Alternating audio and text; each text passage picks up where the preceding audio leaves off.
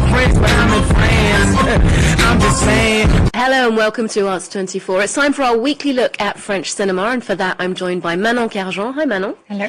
We're starting with a powerful period drama inspired by a true story, Fursi, directed by French musician and filmmaker Abdel Malik. Now, this one takes us back to the early 19th century, to the island of La Réunion. Today, it's an overseas department of France, but then it was a French colony where slavery was still legal at the time. Tell us about the story here. So Fursi is an enslaved man who, after his mother's death, discovers documents suggesting he should in fact have been born free. And he decides to challenge the system and to take his case to court with the help of an abolitionist lawyer played by the excellent Romain Duris, who we saw last year in Doc 51 and Rembrandt. And what follows is an exhausting legal battle, not just for his own freedom, but for the recognition of his humanity in a society built on denying it. Here is a glimpse. Tu retournes travailler, tu pars parler le Maurice. C'est toi, Fursi? Fais tes yeux quand je te parle. J'ai réussi à ce que son procès passe à la Cour royale de Paris. C'est moi qui le défendrai. Je ne vous abandonnerai jamais, Fursi. Je magnifie la guerre des papiers, ces pièces avec un tampon qui sont les seules preuves de la justesse de mon combat. Tout est organisé pour maintenir ce système en place. Ils seront prêts à te pardonner si tu acceptes de retravailler pour eux. Pardonner? Après toutes ces années de souffrance et d'injustice? So this is not actually a fictional story, it's rooted in real history. Absolutely. The film is adapted from a book by journalist Mohamed Aissaoui, who won the Prix Renaudot in 2010, which is actually a pretty big literary award here in France. So the story of Fursi is real, but what's striking is how little known it is. There are very few French films that tackle the history of slavery through fiction, and especially from this judicial angle. And so Abdel Malik clearly wanted to fill that gap. Okay, and this is his second feature after May Allah Bless France.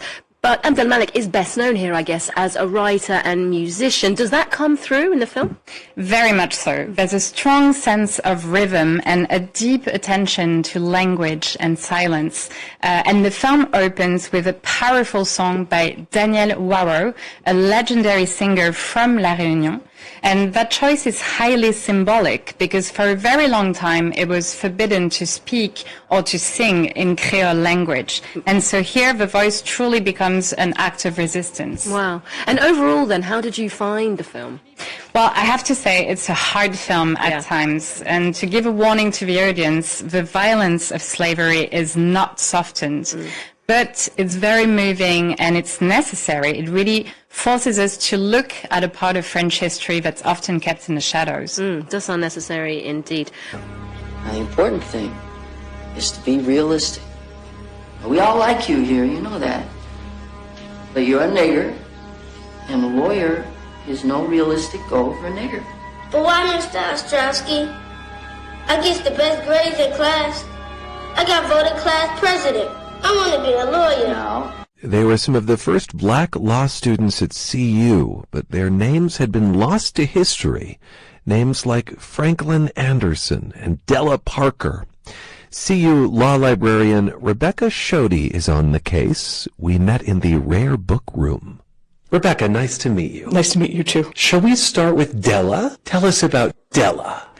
Della Parker was originally from Rolla, Missouri. And she first was working as a servant in Missouri to put her younger siblings through school. And then she was able to then come to Denver around 1900, went to University of Denver to their preparatory school. That would have been like a high school. High school. Okay. And around 1911, she applied to law school here at CU Boulder. And we know this because the newspapers start publishing about her and how she's brilliant and how she's like breaking the sanctities of manhood and able to join law school and prove that women are just as good or maybe better than men. We know that she attends law school for about 2 years. She is in the papers. She's known as a very good debater. And she's also features in our yearbooks from about the time. But then she does not graduate. She ends up going back to Missouri to take care of a sick relative. We think it's her sister who ends up dying. in 1914. The weight of responsibilities on Della. Yeah. And yet she still has this vision to go to law school. And after she moves back to Missouri, she doesn't end up finishing law school, but she does become a teacher, and she teaches at a black high school outside of St. Louis for the rest of her time. She becomes financially independent. She owns her own home.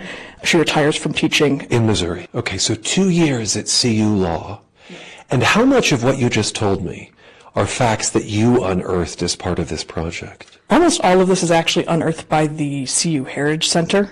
They ended up actually being the first people to find Della, who is our first known black woman student at the law school, and they actually did a blog post about her much earlier than I did, so they were the ones who found her. Okay, they crack open this door that you then walk through with more stories. So Della is known as quite the debater, and then who winds up working in education. Yeah. Is there some part of you that wishes you had met Della? Yeah, there's part of me that wishes I met all of these people. Yeah, I can see that. You wrote a piece titled Uncovering What Was Always There, Black History at Colorado Law. This is for the Alumni Magazine and for an outlet called The Conversation. The Heritage Center had been of some assistance. Where else do you turn? Before I even went to the CU Heritage Center, I ended up, we have these class portraits, which we're looking at here. Yes. Oh, look at this. So this is class of 1898. This one's actually mislabeled. Okay. This one's 1899. 1899. So this little plaque is a canard on that frame. I imagine, and this is not untrue today, but looking at this portrait from 1899, and there is, among a sea of white faces, one black gentleman. Who is this? This is Franklin LaVille Anderson. Oh, this is Franklin, whom we mentioned in the introduction. Will tell us about Franklin. So Franklin was born in the 1850s. He was born a free person, but at the time Missouri was a slave-owning state. And he was able to get an education in Missouri, which is kind of remarkable because at the time in slave-owning states, it was usually illegal to educate slaves. So he was free, so he was able to get an education, but it just would have been difficult. So he got an education, he started barbering in Missouri. He ends up moving to Minnesota, and he graduates high school there. He gets married in Minnesota, and shortly after, his family moves to Boulder. And he ends up seemingly being quite well off in Boulder. He buys a lot of properties and ends up opening a barber shop. He comes to the law school in 1896, and he attends for 3 years. So this is 4 years after the law school was established, yes. because CU Law comes about in 1892. Yes. Okay. So he's very early in our history. Yeah. And so he attends law school for 3 years, and he does seem to be at least somewhat welcomed, because there is a newspaper article where he and his classmates end up going to a party at their professor's house. It's Professor Murphy, and they end up dancing at their professor's house. And this makes it into the paper. This makes it into the paper. All right. Yeah. All right. So he does seem at least somewhat welcomed. Unfortunately, he doesn't graduate. I haven't been able to find out why he doesn't graduate. And so one is made to wonder, as we talk about these two stories, what forces are at play that mean that early black students aren't able to graduate. No doubt that question came up in your mind.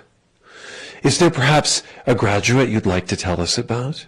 I can talk a little bit about another Franklin Bryant. Franklin Bryant. Yes, and so he's over. Ooh, shall we walk over to this case in the rare books room? Here are more of those class portraits from 49 and 46. So Franklin Bryant was born in, I believe, Mississippi, right after the end of the Civil War. He had some sort of disability, some problem with his lungs, but he wasn't able to participate in any sort of physical activity when he was young, so he dedicated himself to his education. And at some point, I think his disability catches up with him, and he ends up having to go to a sanatorium up in Michigan. There, he is treated very poorly. Around 1905, he ends up coming to Denver where his father lives, and he lectures and reads poetry and things like that in Denver, and in 1906, he ends up enrolling at the University of Colorado Law School here. And he ends up graduating 1 year after enrolling, so he is our first known black graduate. Wait, he graduates in a year? Yep. Just because he's badass? I guess so. Okay. Yeah. All right, Franklin H. Bryant. Yep. He ends up being the first and youngest black attorney to argue a case before the Colorado Supreme Court. And that's Grabe versus Board of Medical Examiners, which is in this book here. Oh, this is the case itself. Yes. So he did win this case, but he died of pneumonia before the ruling of this case came out. Goodness. So he didn't actually find out the verdict? Yeah. I wonder if there is, for you, a sense of what unearthing this history means for current students, for future students who come to CU Law. I did think a little bit about present students, but I really not so much about the future. I was really looking to do this for the past. A lot of these students didn't get the recognition that they deserved. I can't really fix what happened in the past or in these intervening years, but I really wanted to do what I could to make these stories known now.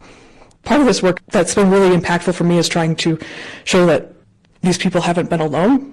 It is a pretty lonely endeavor, but trying to show, maybe you're not alone, maybe you're not the first. There is a history here. It's funny you say, I can't make up for the past. I sense like the tiniest bit of not necessarily guilt on your heart, but a sense of guilt maybe on behalf of this institution in not having elevated these stories and what those experiences might have been. Is that what I'm hearing?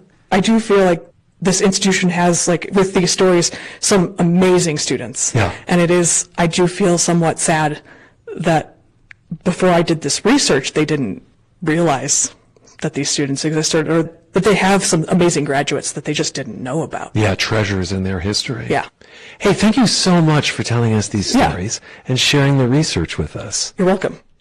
Librarian Rebecca Shoddy, who's researched the first black students at CU Law. Yeah, that was the summertime, but you know what comes with the summertime? Beef. Beef, beef, beef, beef, beef, beef, beef, beef, beef, beef, beef, beef, beef, beef. Chicken. Chicken. Beef, beef, beef, beef, beef, beef. So that's 99 beef and 1 chicken. Beef. It's what's for dinner. Health Secretary Robert F. Kennedy Jr. released new dietary guidelines, which he says aim to, quote, revolutionize our food culture, end quote. The guidelines come with a new food pyramid, replacing the current My Plate symbol, and they upend years of nutrition advice. NPR's Allison Aubrey is with us now to tell us more about this. Good morning to you, Allison. Good morning, Michelle. So what are the main changes in these new guidelines? Yeah, well, for decades, Americans have been advised to eat low-fat dairy and limit red meat, but that advice has been turned on its head. At the very top of this new pyramid is a cut of steak, a wedge of cheese, and a whole turkey or chicken. Here's Secretary Kennedy at the unveiling. Protein and healthy fats are essential and were wrongly discouraged in prior dietary guidelines. We are ending the war on saturated fats. Now, ending the war on saturated fat may be a bit strong, as the guidelines do still include a long-held recommendation to limit saturated fat to 10% of your daily calories. What's been the reaction from public health and nutrition experts? Well, there's some criticism. Keep in mind that both the American Heart Association and the Academy of Dietetics and Nutrition point to the science showing that excessive saturated fat from sources like red meat is linked to heart disease. I spoke to Christopher Gardner of Stanford University. He's a nutrition expert. He was on the Dietary Guidelines Advisory Committee, a group that spent 2 years reviewing all the evidence, including the effects of saturated fat on health. I'm very disappointed in the new pyramid that teaches red meat and saturated fat sources at the very top, as if that's something to prioritize. It does go against decades and decades of evidence and research. Now, he's in favor of increasing plant-based sources of protein, such as beans, rather than just emphasizing animal protein. Now, you mentioned, earlier that the guidance on how much saturated fat we should eat is actually staying the same. So are there real changes here, or is it just being presented differently in this chart? Yeah, well, there are definitely some real changes. The guidelines call for Americans to cut way back on refined carbohydrates and highly processed foods, including sugary drinks and snacks. Now, this is easier said than done. These foods make up, about 70% of the food supply, everything from chips and soda to grab-and-go prepared foods. I spoke to Dr. Dariush Mozaffarian. He's a cardiologist who directs the Food as Medicine Institute at Tufts University. He applauds this call for a, quote, dramatic reduction in highly processed foods. To have the U.S. government for the first time recommend that a wide class of foods be eaten less because of their processing is a big deal, and I think a very positive move for public health. So I'd say Secretary Kennedy has found some common ground with lots of public health experts on this issue. There's this widespread consensus that the standard American diet and poor eating habits are a leading cause of chronic disease. Will these dietary guidelines make a difference? Does anybody really pay attention to them? New guidelines alone can't change people's habits, of course, but they are highly influential. They dictate what can be served in school meals, on military bases, and determine what's allowed in federal nutrition programs. The worry is that people will see meat at the top of the pyramid and ignore the call to also eat more fruits and vegetables and cut back on sugar and highly refined and processed foods, aka junk food. That is NPR's Allison Aubrey. Allison, thank you. Thank you, Michelle.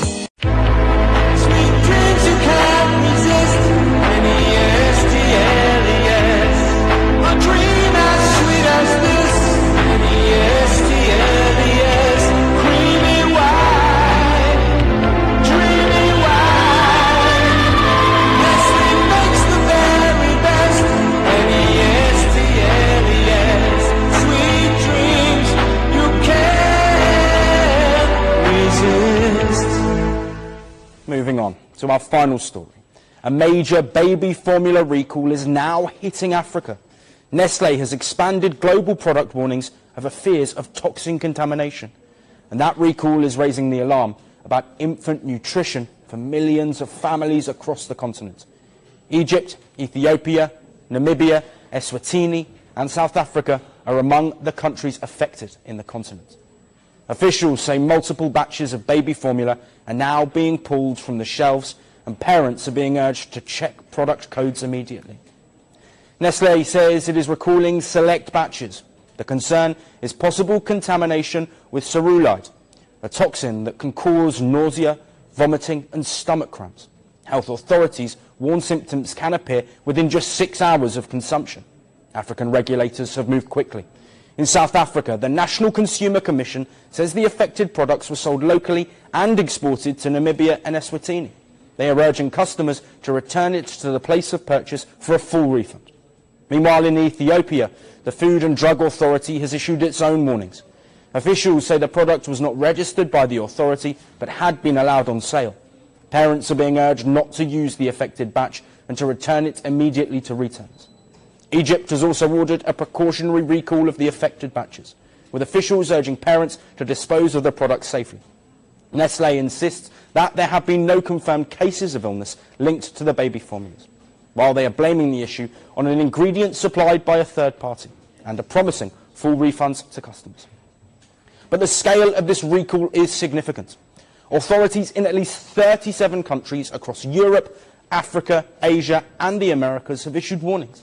More than 800 product variations from over 10 factories are involved, making this one of the largest recalls in Nestlé's history. And governments outside of Africa have already taken action. Brazil has halted sales as a precaution, while China, Australia, and Hong Kong are recalling products imported from Europe and Switzerland. Swiss company Nestlé is a dominant player. Analysts say the company controls more than 20% of the global baby formula market, with brands like Cerelac and NAN widely sold across Africa. But its presence on the continent has long drawn criticism. Investigations show Cerelac sold in African countries often contains added sugar, while the same product in Europe is sugar-free. Critics call it a double standard, arguing African children are being exposed to unnecessary health risks. Nestlé rejects that claim. The company says it follows national regulations and argues a slightly sweet taste helps infants transition to solid foods. Critics say the sugar controversy, combined with this latest recall, highlights deeper vulnerabilities in parts of Africa. Access to clean water and safe storage is not guaranteed, turning a formula recall into a child safety issue. African regulators are now stepping up, but critics say the continent still remains last in line for timely protection. For African parents, the message is clear.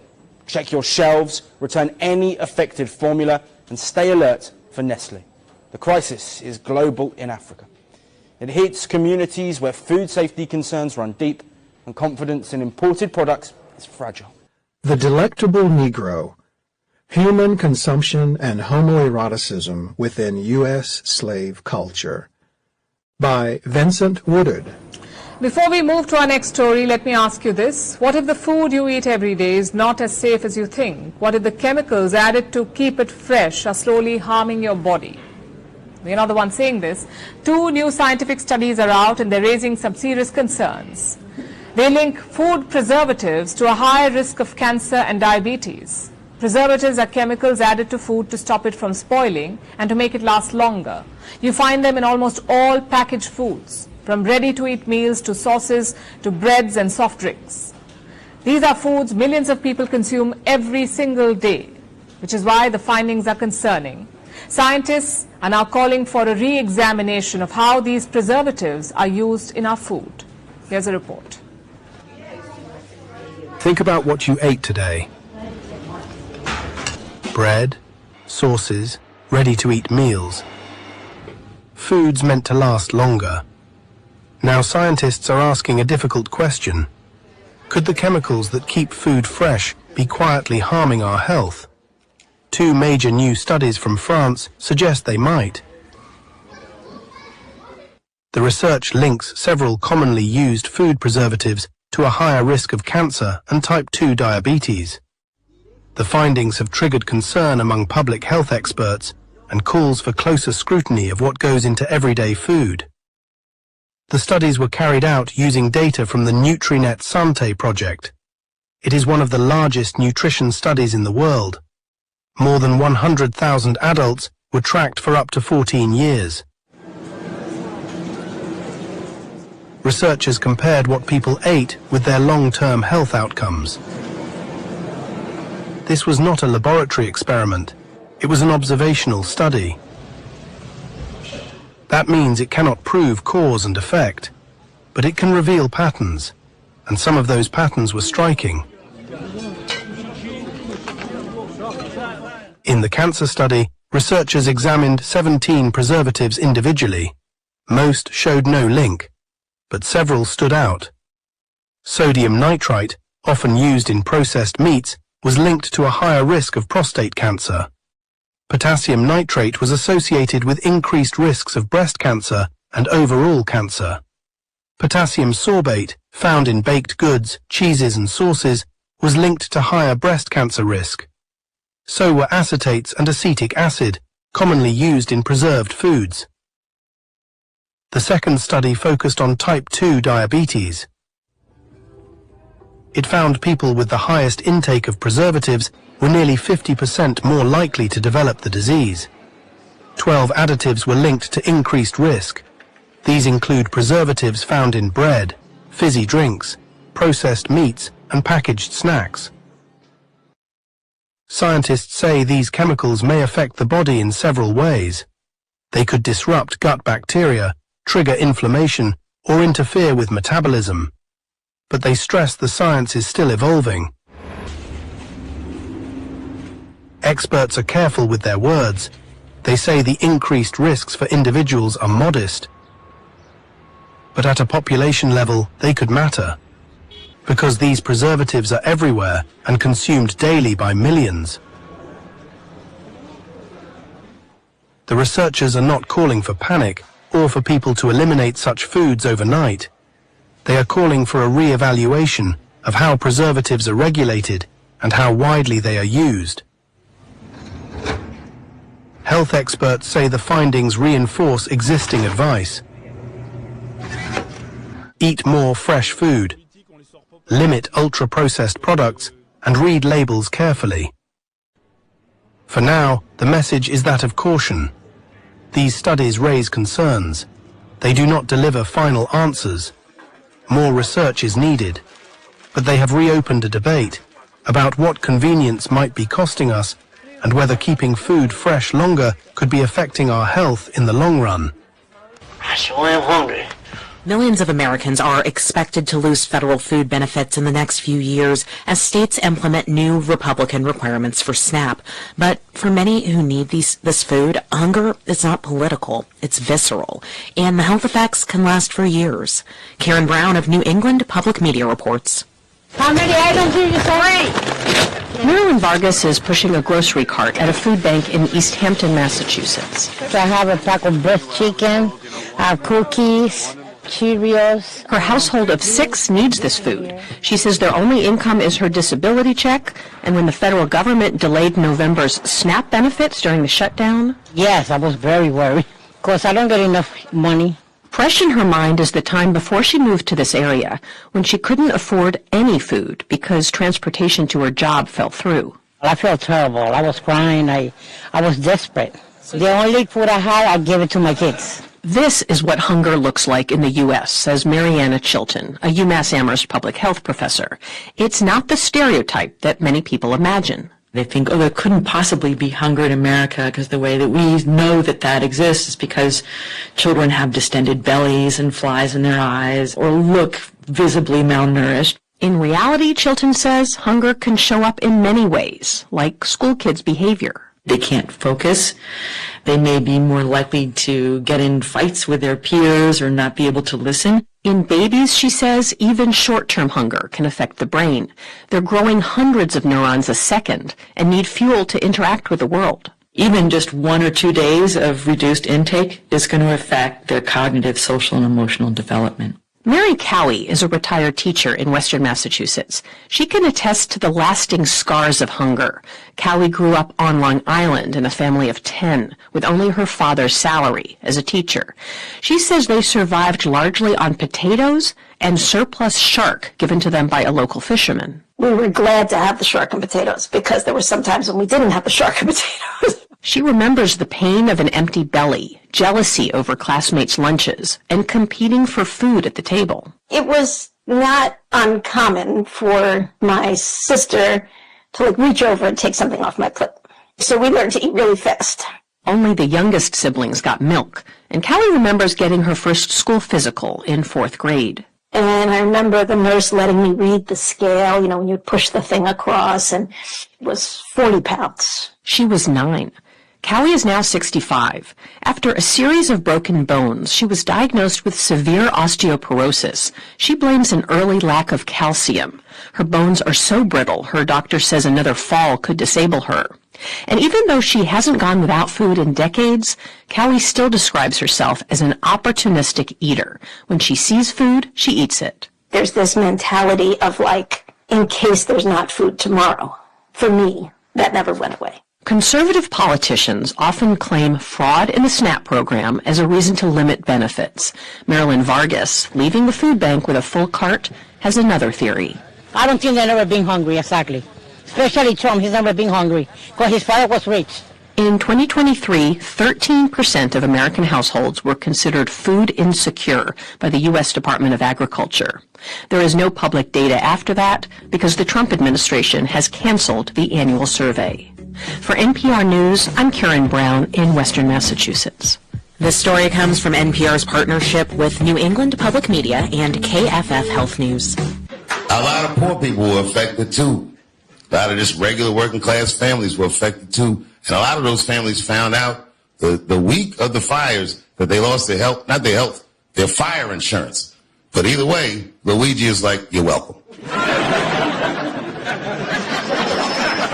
Luigi killed him.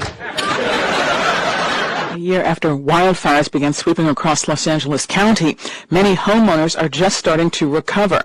Here's NPR's Michael Copley on their battles with insurance companies. Mark Johnson's family home in Altadena sat at the end of a quiet street where his daughter used to play with neighbors. It was really a beautiful place. It was lovely to go walking around there. It had some nice parks nearby that we could walk to as well. When fires tore through the area last January, Johnson's house and everything around it burned down. There were a number of times driving up there, later on where we missed the turn just because all the landmarks that we're used to were gone. After the fires, Johnson's family quickly got an advance payment on part of their insurance claim from State Farm. But then the problem started. Over the next 9 months, Johnson dealt with a rotating cast of insurance adjusters, and he had to scramble to find alternative sources of money to try to rebuild as his case with State Farm languished. It got so bad, Johnson finally asked State Farm to negotiate a settlement. I was on the verge of leaving money on the table just to get some kind of assurance of what we could move forward with. Then, just before Thanksgiving, Johnson got word from State Farm that money was on the way. Needless to say, it was a huge relief. Johnson wasn't alone. A lot of State Farm policyholders started getting checks after L.A. County opened an investigation into the insurer in mid-November. That's according to Joy Chen, Executive Director of the Eaton Fire Survivors Network. This shows they could have paid all along, and they didn't pay because they never had to. State Farm is California's top home insurer. For its customers, Chen says the delays were devastating. Around February or March, I realized that whether a family was recovering or not depended largely on which insurance company they were with. L.A. County said it started investigating State Farm after getting complaints the company delayed, underpaid, and denied legitimate insurance claims. State Farm faces similar allegations in Oklahoma, where the state's Republican Attorney General has accused the company of running a scheme to deny and minimize payments for roof damage from hail and storms. Amy Bach says the alleged behavior isn't new. Bach runs United Policyholders, a national consumer advocate. It's just gotten a lot worse and more sophisticated. It's normal for companies to cut expenses to boost profits, but Bach says insurers are selling a different product than most companies. They're selling peace of mind, and they're going to be held to that. People expect them to deliver what they promised. NPR asked State Farm about its handling of insurance claims. The company responded with a statement from its website, saying it takes every claim seriously and works to provide customers with appropriate coverage. Frustration with insurance companies is growing nationwide after homeowners have faced years of rising premiums, in part because climate change is fueling more extreme weather that damages and destroys property.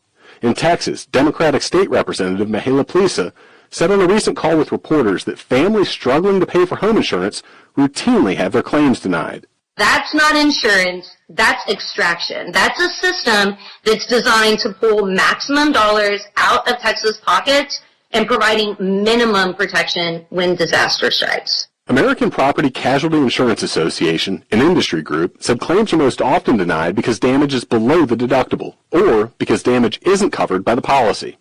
Back in California, Mark Johnson hopes to move into his rebuilt home by fall, but a lot of homeowners still have a long way to go, especially those whose houses survived the fires but were contaminated with lead and other toxins from the smoke.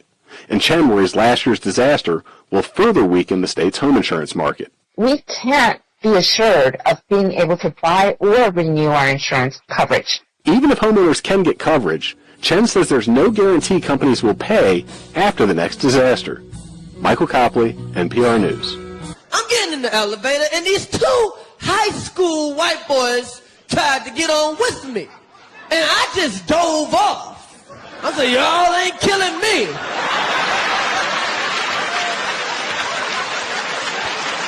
I am scared of young white boys. If you white and under 21, I am running for the hill. What the hell is wrong with these white kids shooting up the school? Today we heard more emotional testimony in the trial of a former Uvalde CISD police officer. Adrian Gonzalez is charged with 29 counts of child endangerment for his alleged inaction during the Robb Elementary School shooting on May 24th, 2022. The gunman killed 19 students and 2 teachers. Here's senior crime and justice reporter Rebecca Lopez. The jury heard from teachers and staffers who described the terror inside Robb Elementary and also the impossible decisions they had to make to protect their students. Prosecutors told the jury that while they acted heroically, the defendant, Adrian Gonzalez, didn't act when minutes and seconds mattered the most. Bullets shattered windows and ripped through walls, leaving behind destruction where children once sat. The jury saw the pictures and then heard from survivors who thought they were going to die. And you just hear more shots. They were like non-stop. I thought, he's gonna kill me. Amy Franco saw the shooter firing his weapon as he walked towards Robb Elementary. She warned students and teachers and then called 911 and waited while hiding under a desk. I kept asking the operator, where are the cops? Where are the cops? Lynn Deming testified she was wounded as gunfire erupted. Shrapnel or debris or something hit me. But while she was bleeding, she ushered her students to safety, told them to pray, and kept telling them she loved them. I wanted to tell them it would be okay, but I wasn't sure, and I just wanted the last thing they heard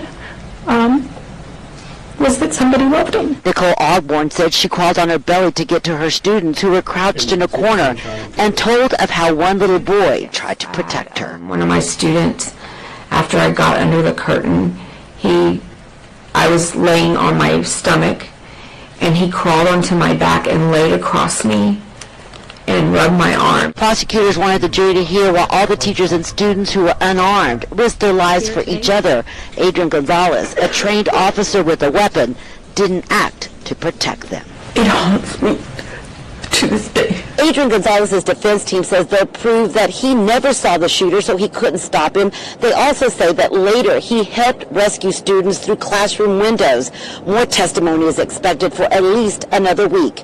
In Corpus Christi, I'm Rebecca Lopez. Back to you. But he surely sensed the meaning of his violent act. It was an act that drew on a long history of bombs and arson and shots fired at churches.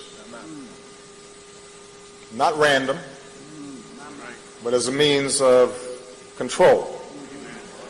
A way to terrorize and oppress.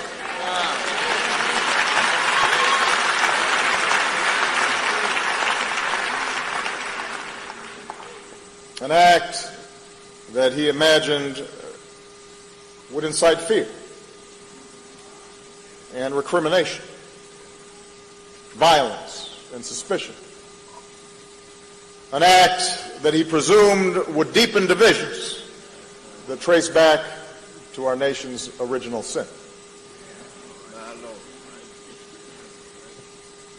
Oh, but God works in mysterious ways.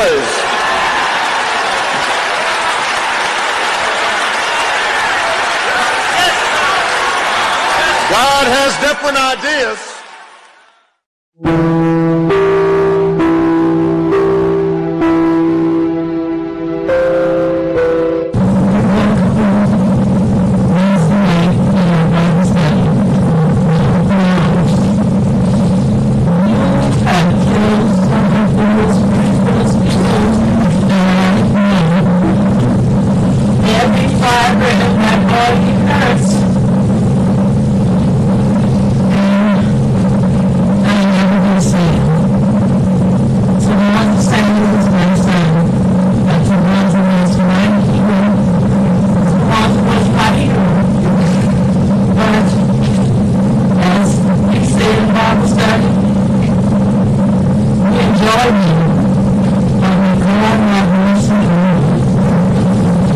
That was Felicia Sanders, one of the survivors of the Emmanuel Massacre, speaking directly to Dylan Roof during his bond hearing 10 years ago. Tonight, we're hearing from her husband, Tyrone Sanders, for the first time. He lost 3 family members that night: his son, Tywanza Sanders, his aunt, Susie Jackson, and his cousin, Ethel Lance. He also almost lost his 11-year-old granddaughter, Kamai Mandigoat, and the love of his life, his wife, Felicia Sanders. In this exclusive sit-down, he talks to me about grieving his son, the difficulty in forgiving the shooter, and trying not to think about what would have happened if his wife was murdered. Take us back to that night. He's at Bible study, and then things go wrong. How did you find out that something was happening at Mother Emanuel? Felicia called me, my wife. She called me. I was getting ready to go and hang out. And she said, we lost our baby. And my grandson was born right around that same time. And I'm thinking she's talking about my grandson. And I was like, what baby are you talking about? And she just kept saying, we lost our baby. And I said, you got to speak a little clearer than that. And she said, Tawanza is gone. They've been shooting at the church. And I was cooking something. So when they got home, but I just left everything on the stove and just went straight to the church. Couldn't get through. And so we had to wait until they come out. That night, Sanders lost his aunt, Susie Jackson, his cousin, Ethel Lance, and his very own son, Tywanza Sanders. His wife, Felicia Sanders, grabbed their 11-year-old granddaughter and laid on top of her as Dylan Roof fired more than 70 shots. They both played dead. That's a hard one.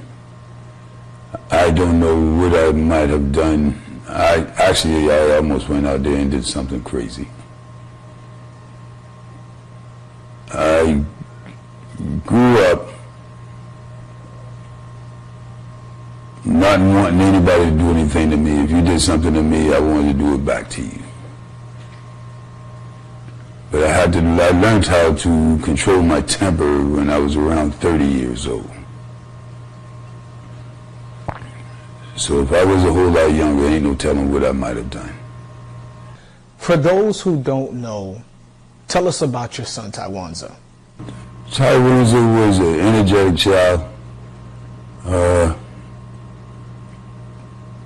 He always wanted to accomplish whatever he started. He's just like what I always say, if he starts something, he's going to finish it to his satisfaction. Because I used to always tell him, if you hit a brick one time and it don't break, you keep hitting it again, it's going to break sooner or later.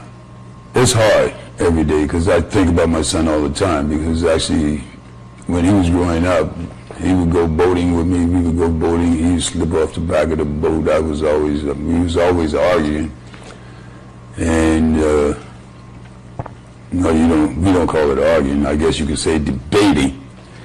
We would debate a lot, and then he'll storm upstairs and come back downstairs and say, Dad, you know you're right.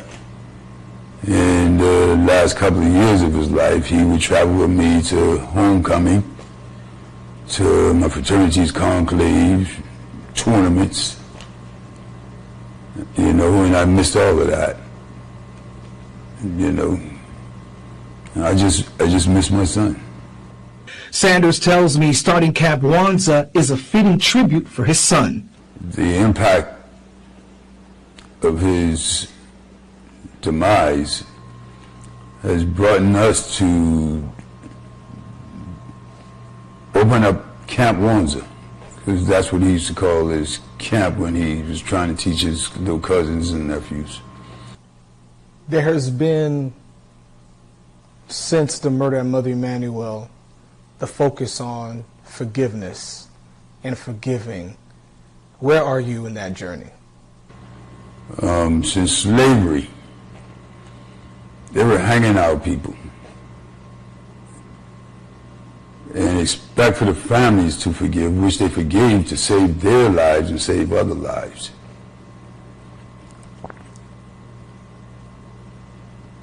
I just can't get there because there was my son, my aunt, a cousin, 6 others, and it almost was my wife, my granddaughter, Miss Polly.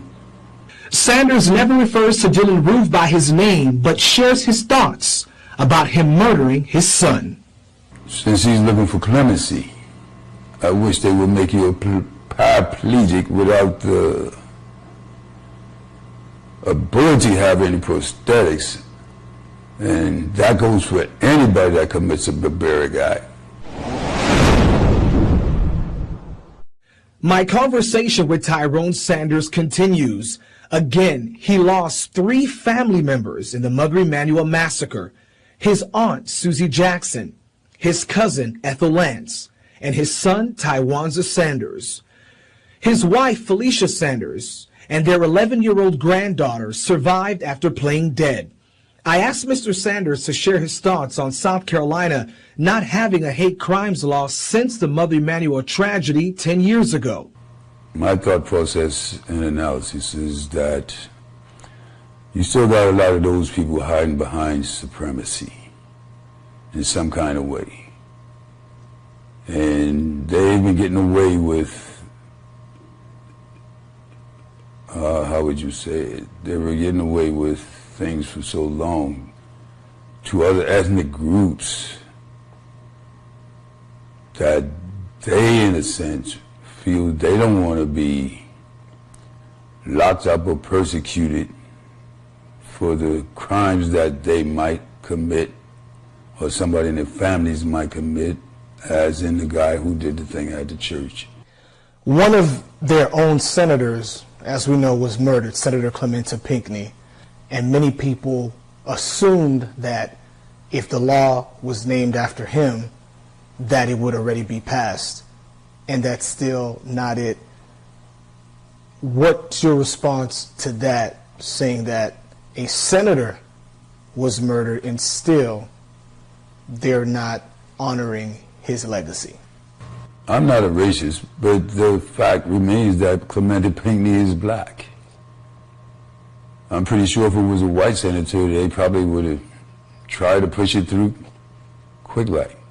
Efforts to pass a hate crime law at the State House have stalled the last few years. A measure has passed through the House, but hasn't been taken up in the Senate. Since then, some municipalities across the state enacted their own hate crime ordinances. South Carolina is one of 2 states that still does not have a hate crime law.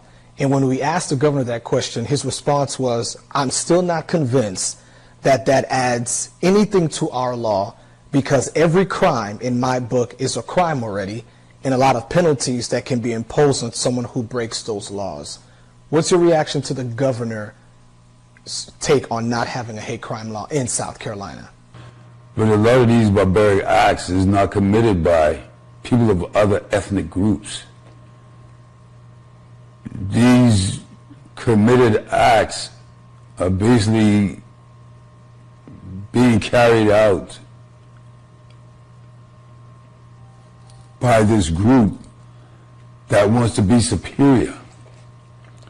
But we were all born, this country is a country of different ethnic groups, and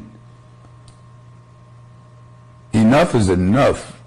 Sanders and his wife Felicia, who survived the massacre, learned to cope firsthand with the effects of hate. He says enough blood has been shed and lawmakers must act now. It's time that South Carolina has a hate crime law. Just like they took the flag down, they need to go ahead and push this hate crime bill so that the rest of America won't feel like this is still a hate state.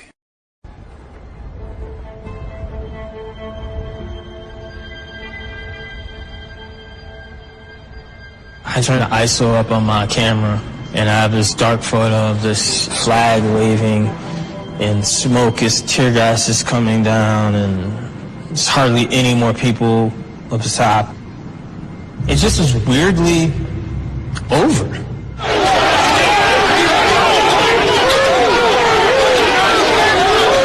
You know, I walked 2 blocks, called an Uber.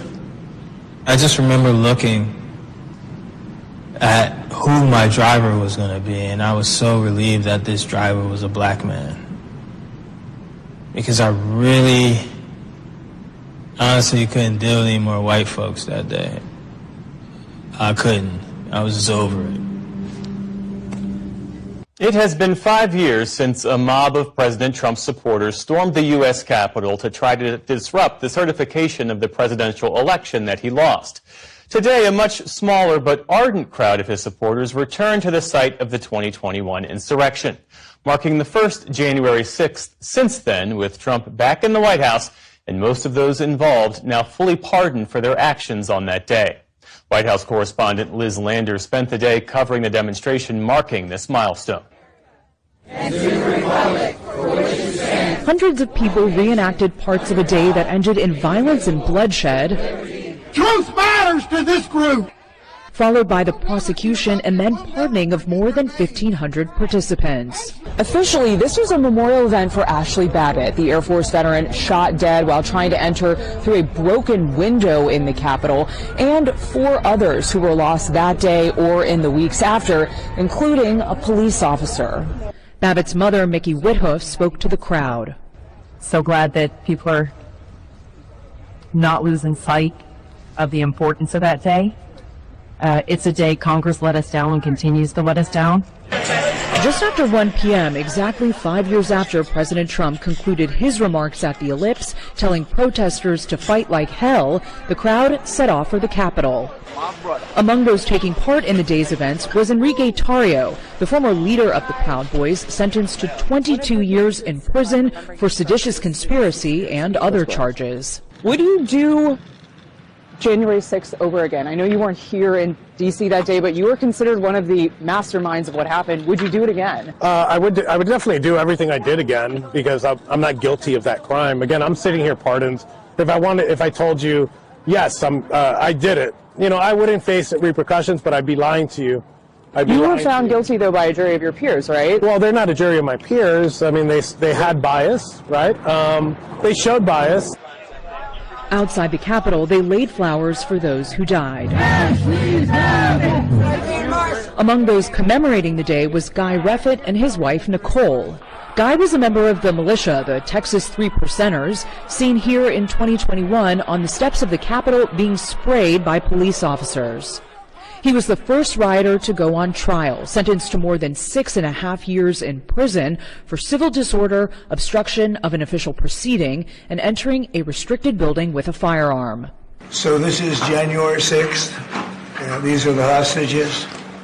Approximately 1,500 for a pardon. Yes. Full pardon. On the first day of his second term, President Trump pardoned or commuted the sentences of everyone charged, whom he called hostages.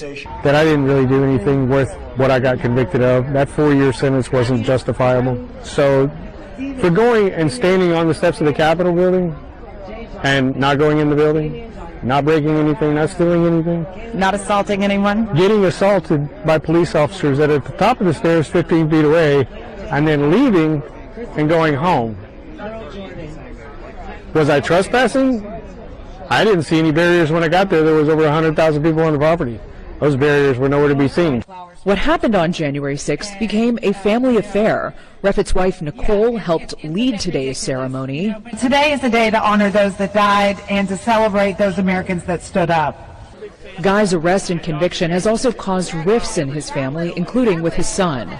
It's destroyed my family in a bunch of different ways. Jackson Reffitt tipped off the FBI about his father's actions and told me while he doesn't regret that difficult decision, we're scattered and apart, and it's been really hard to reconnect over these years. Have you spoken with your father since he was released from prison? I've sent him birthday messages, and Happy Father's Day, but that's been about it. The only time I've really talked to him was whenever I called him in prison, and that was very brief. But even then, it's just been scary. I'm not worried that he's going to, break down my door or strangle me through the phone. It's just a worry that things aren't ever going to get better at this rate. It's been quite a strain, but like I said, we've been able to stay strong, and we're able to start rebuilding our relationship with our son. I'm waiting for him to be comfortable to, come to holidays and things. He thought it was going to happen this year, but he had his nerves and everything about it. But it is a work in progress. I think a lot of families are, but there was a lot of love there, so I know it's going to end up okay. For the Refitts, today's event was a reminder that many remain sharply divided over the false belief that the 2020 election was stolen, the actions on January 6th, and what came after. I'm grateful to get out, but I think there's problems with the pardon, but there's also good things with the pardon. The problem with the pardon, though, is that there were bad actors there that day. Some people did really bad things. I don't think everyone should have received a pardon, and I believe there are still some people that are waiting on a pardon that 12 or 14. washing of everything. It's just completely validating all of these people. I mean, all of these people, they more or less fell for something, a con, if you want to use that word, I would, with nothing in return, no reward.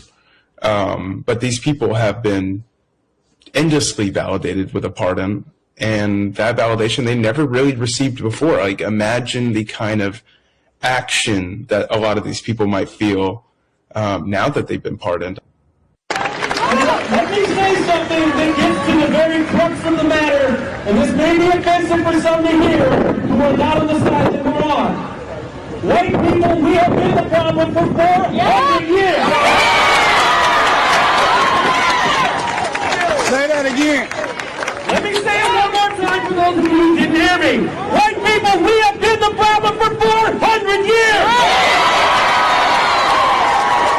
Breaking at 11, a Waukesha teen admitted in court this morning he shot and killed his parents last year at their home. This morning, 18-year-old Nikita Kasab pleaded guilty to the 2 homicide counts filed nearly a year ago. 12 News' Nick Bohr reports from the Waukesha County Courthouse, where Kasab just made that stunning admission. And as to count 2, Tatiana Kasab, the same questions for you.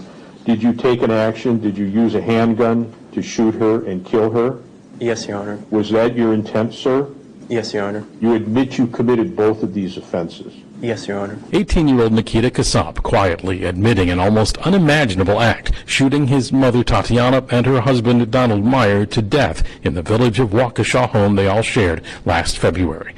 Kasab is pleading guilty to the 2 homicide counts in exchange for the state dropping all other charges, including hiding a corpse and theft, in hopes for some measure of leniency when he's sentenced. Kasab shot his parents in the head in mid-February, then lived in the house for nearly 2 weeks before stealing $14,000, their car, and fleeing cross-country before he was arrested in Kansas. The only motive prosecutors could determine was found during a federal investigation into an alleged plan to kill President Trump and flee to Ukraine.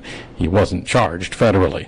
After the judge accepted Kasab's guilty pleas, Waukesha County District Attorney Leslie Basie said she was surprised he chose to avoid a trial. I guess I'm a little surprised. I mean, there's really no downside for him to take it to trial.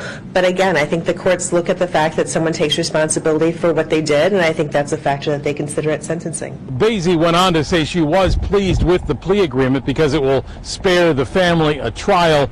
Still, though, she says she plans to push for the maximum sentence of life without the possibility of parole at the sentencing in March. At the Waukesha County Courthouse, Nick Bohr, WISN 12 News. We, by the way, our promised land, as I told you, may be Venezuelan.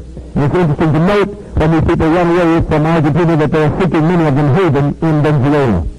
And we're only 15 miles from Venezuela, and if 25,000 people do not settle the part of the promised land that we're in, now 4 years, 2 years and 8 months, we will be Venezuelan. And Venezuela is a much larger country, and we're socialist in orientation, and we're one of the richest oil deposits in the world. And only the people with oil, according to all the economists, are those who are going to avoid starvation. President Trump keeps saying he wants the United States to, quote, take back oil Venezuela stole from the U.S. He means Venezuelan oil, of which the country has a significant amount. And President Trump has made clear that he wants American companies to profit off that oil. Right now, only one major American oil company operates in Venezuela, and that's Chevron. To discuss, Jason Bordoff joins me now. He's founding director of the Center on Global Energy Policy at Columbia University. Good morning and welcome to the program. Good morning. Thanks for having me on. So this claim that we keep hearing from the president that Venezuela stole U.S. oil, what does he mean? I mean, this is oil that's in Venezuela.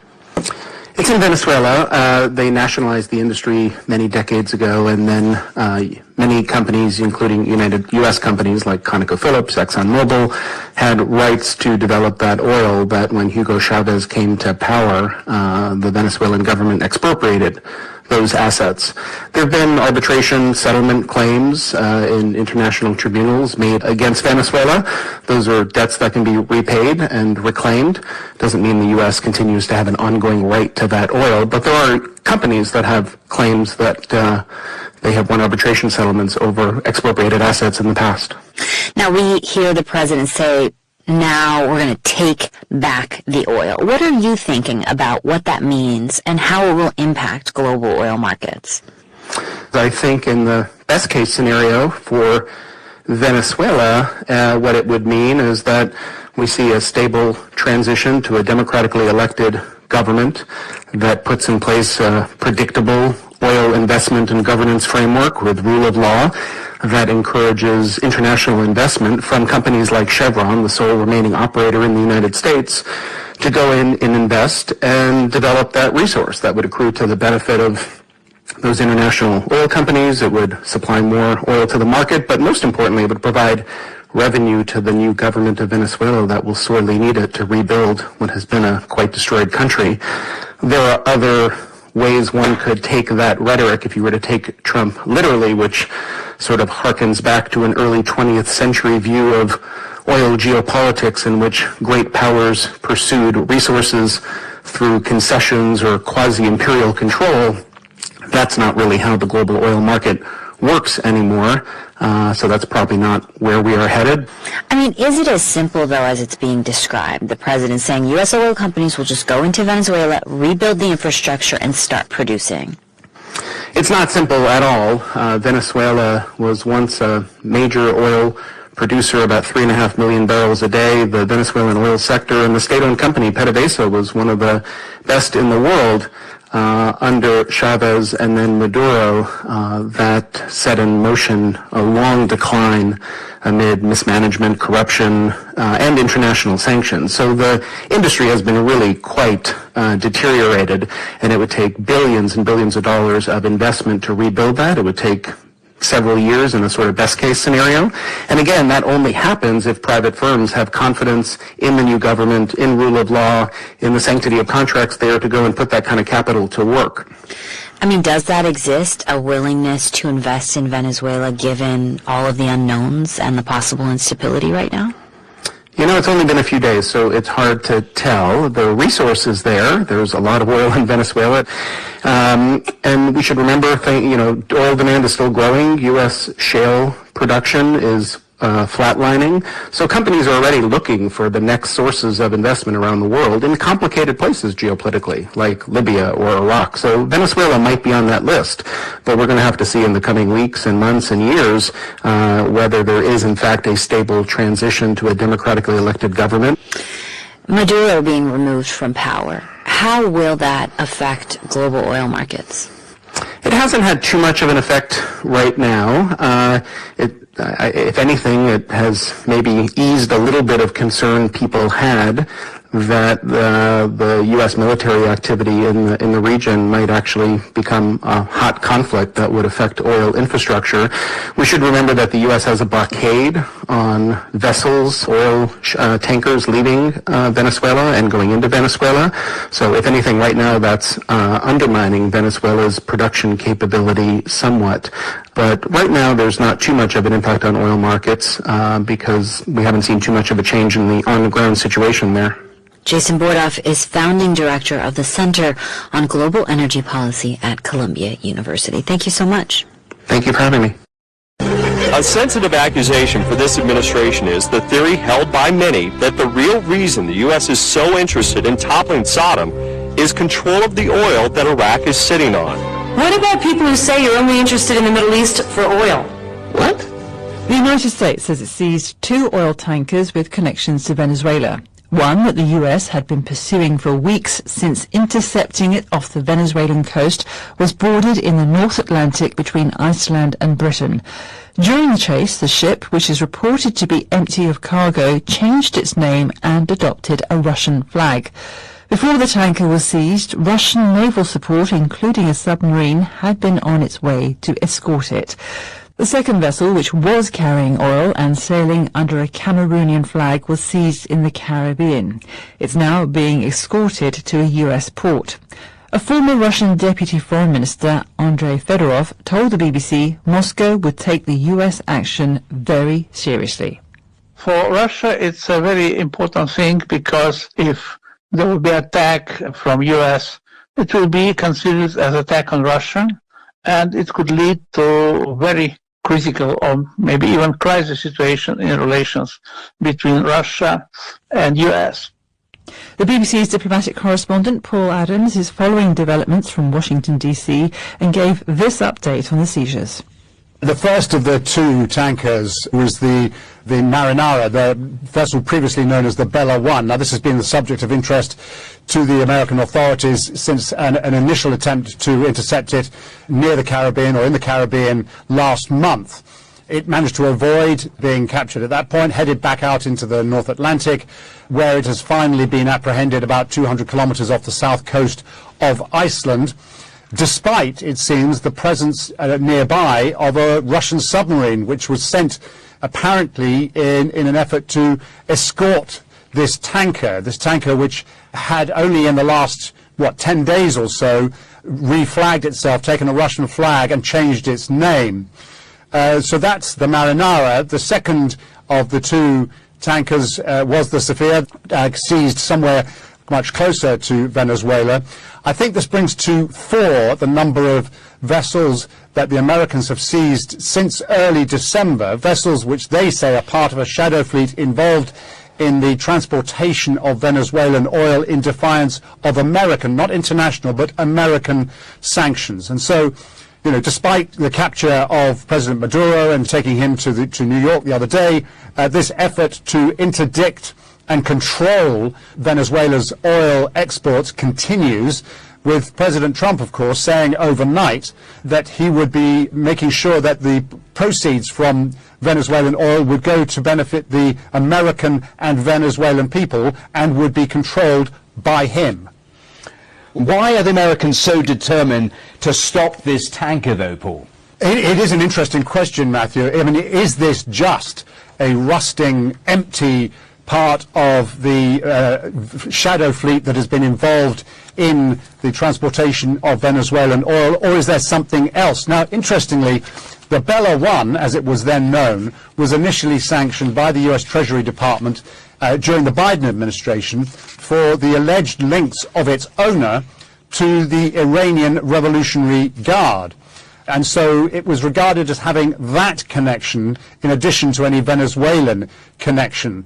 So whether or not there is an Iranian angle to this remains to be seen. But it is interesting that the Americans have devoted considerable resources to tracking and intercepting it. And it seems the Russians were prepared to devote resources to trying to protect it, even if those efforts came to nothing in the end. So that is a lot of interest and a lot of resources being devoted to a single member of this shadow fleet. Paul Adams speaking to Matthew Amroliwala. Well, only hours before he was seized by the U.S. military, the Venezuelan president, Nicolás Maduro, had praised his Chinese counterpart, Xi Jinping, as an older brother. China has invested heavily in Venezuela and is the leading buyer of Venezuelan crude. So it's no surprise that the U.S. nighttime raid over the weekend has been denounced by China as a blatant breach of international law, even as some within the country are calling for a similar operation in Taiwan, long regarded by China as a breakaway province. Beijing also condemned President Trump after he said the interim government in Venezuela would, in his words, turn over tens of millions of barrels of oil to him.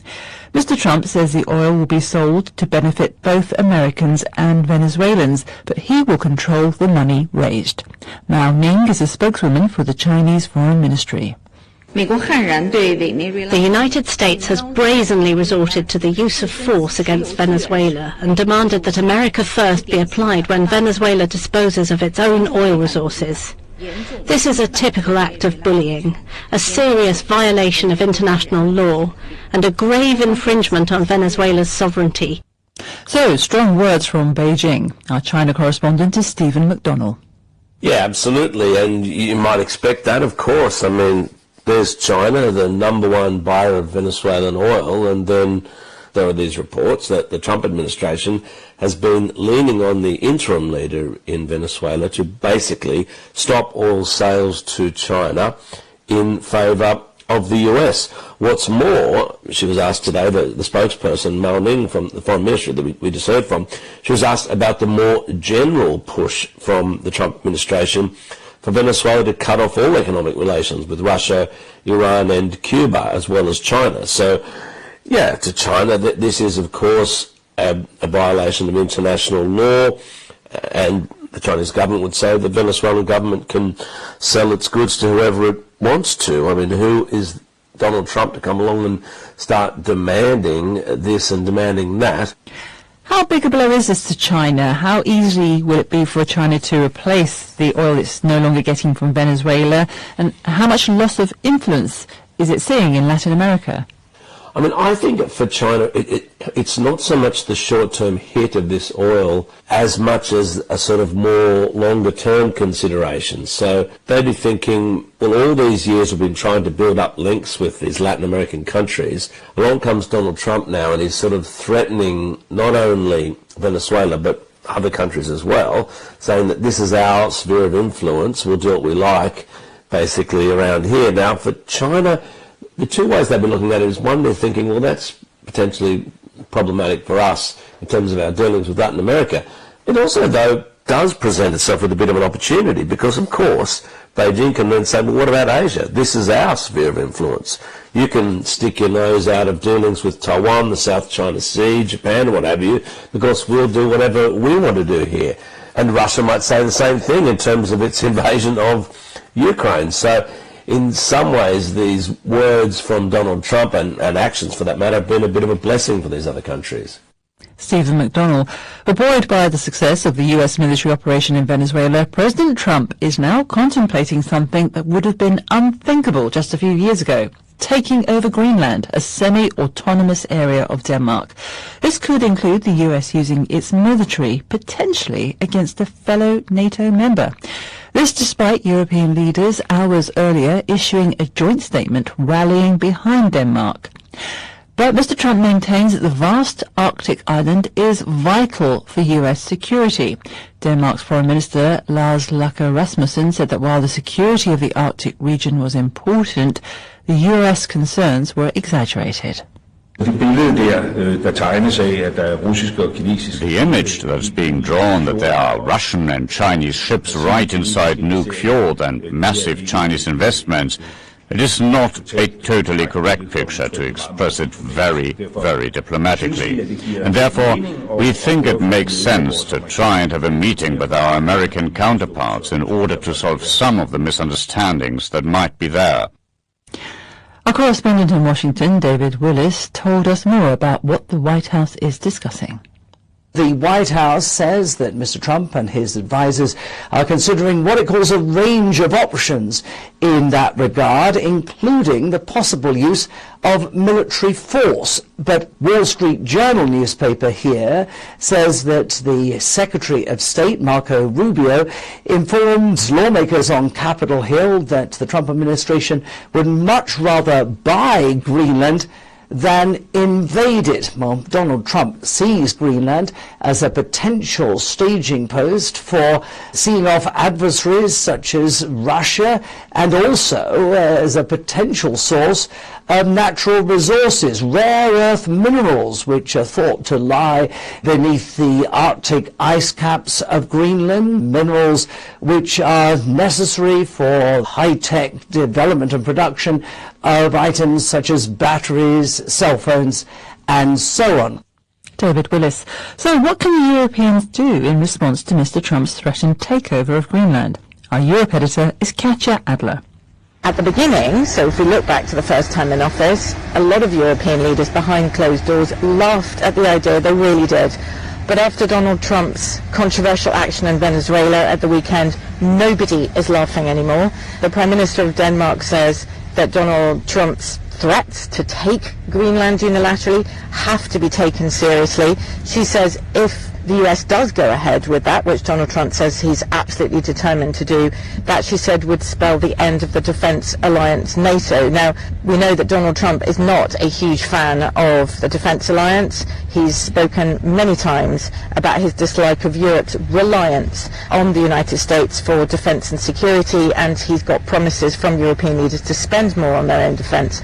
But for the Europeans, they do rely on NATO. They've relied on NATO and its bigger member, the United States, for for their security since the end of the Second World War. So whereas an end to that alliance may not upset the US president, it would pose a big problem for the Europeans.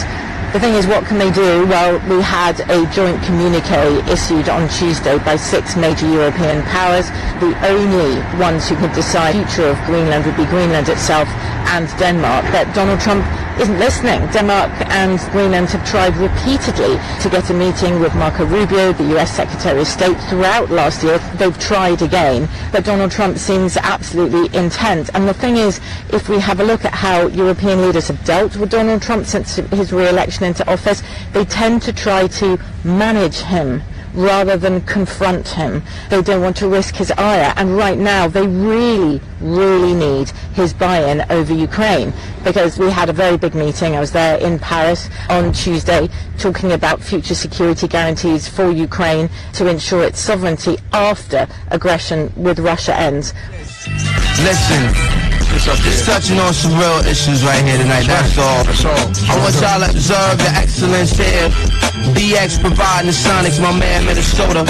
I'm letting the beat ride out because it's a part that I like when it come up, you know what I'm saying? I take this time to say what's up to my family. You hear that, you know what I'm saying? For sure. Just observe the excellence of that, that's many. Hey, back, it's all back. For the guitars. It's hip-hop music. It's good enough to speak for itself. And you gotta do right by it. Minnesota. Ain't no black people in Minnesota. Earlier this week, images of an ICE officer who shot and killed a Minneapolis woman circulated on social media, but not all was what it seemed. Many of the images had been manipulated by artificial intelligence. This is just a small window into how AI is changing the way Americans get their news, and joining us to discuss it is NPR's Jeff Brumfield. Hi. Hi, Juana. Hey, so let's just start with what we know. What happened here? Well, as everyone's heard by now, there was this confrontation between ICE agents and a woman named Renee Good. She was in her vehicle and appeared to be trying to drive away when an ICE officer shot and killed her. There were multiple people filming the incident at the time. And the key thing for this conversation is that one of those people took up-close video of the officer who shot Good as he walked away from the scene. The officer was wearing a mask, but then online images started popping up showing him unmasked. Got it. Okay, so where did those images come from? Well, in the original video, the officer never removes his face mask. And what I found when I looked is that numerous people appeared to be using AI to try and generate images of him with his mask off. Now, to be clear, this doesn't work. AI cannot tell you what's under a mask any more than a human can. Here's Hani Farid, a professor at UC Berkeley who studies digital image manipulation. AI cannot figure out somebody's identity when more than half their face is concealed. It's hallucinating. And Farid warns this can be really dangerous. The best case scenario here is it generates an image of somebody who doesn't exist. The worst case scenario is it generates an image of somebody who is actually recognizable, that is not the person that it depicts to be, and now we're off to the races. And in fact, these AI images got attached to a false name. Several people were accused of being the ICE agent, including the publisher of the Minnesota Star Tribune and a random guy who owned a gun shop in Missouri. Now, as I understand it, this was not the only case of AI images appearing next to major news events this week, correct? That's right. After the U.S. seized Venezuelan President Nicolás Maduro on Saturday, the first still images of Maduro's capture on social media were also AI generated. Then came fake videos from Venezuela depicting people celebrating when in fact there were no large-scale celebrations. Darren Linville heads the media forensics hub at Clemson University, and he told me this is here to stay because the minute something happens, people on social media want to see it, regardless of whether there's real videos and photos. People want more content, and so I think the people that create this kind of AI slop are going to create more of it to fuel that beast. So if we're going to be encountering more and more of this, I guess I want to know, is there anything that people can do to detect it? You know, there are a few tips we've got. One is AI video tends to be quite short, at least for now. So if you see a short clip, it might be AI generated. I gotta say, though, AI images are getting super hard to distinguish. These are still images. I spent far too many hours this week staring at pictures of Maduro in captivity, trying to figure out if those images were real. And unfortunately, until the big AI firms start providing watermarks and other technologies that tag these products as AI, we're all going to be stuck. I think the best you can do is to listen to NPR. Hear that? That's NPR's Jeff Rumfield. Thanks. Definition by Thank you. Free Conference Call HD. I am so disappointed. Wow. The worthless, I mean, you talk about worthless. Man, worthless Negro from Virginia, Gus T. Renegade, in for another broadcast, hopefully to share constructive information on the global system of white supremacy, a system that the great Neely Fuller Jr. says operates primarily by deception. Folks at NPR say, how you figure out what's AI slop and what's true? Listen to NPR? Wow. And they said the technology is just going to improve. Master deceivers. Master deceivers. Matter of fact, in that report where they mentioned the reporter, he said, man, I spent hours looking at pictures of President Nicolás Maduro, Venezuela, being captured and trying to decipher that. Is this fake? Is this, is this real thing? What is this? I don't know. They had a whole separate report on the news just talking about that, the number of fake images of Maduro from this past week.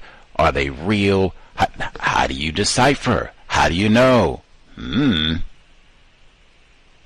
That is 2026. Our weekly compensatory call-in. Dial in if you have a thought on the AI fakes and or other scandals that have happened over the past 7 days. The number 720-716-7300.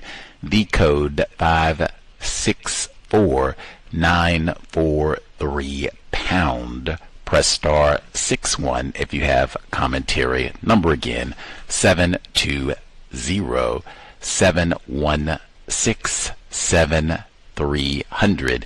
The code 564-943 pound. Press star 61 if you would like to participate.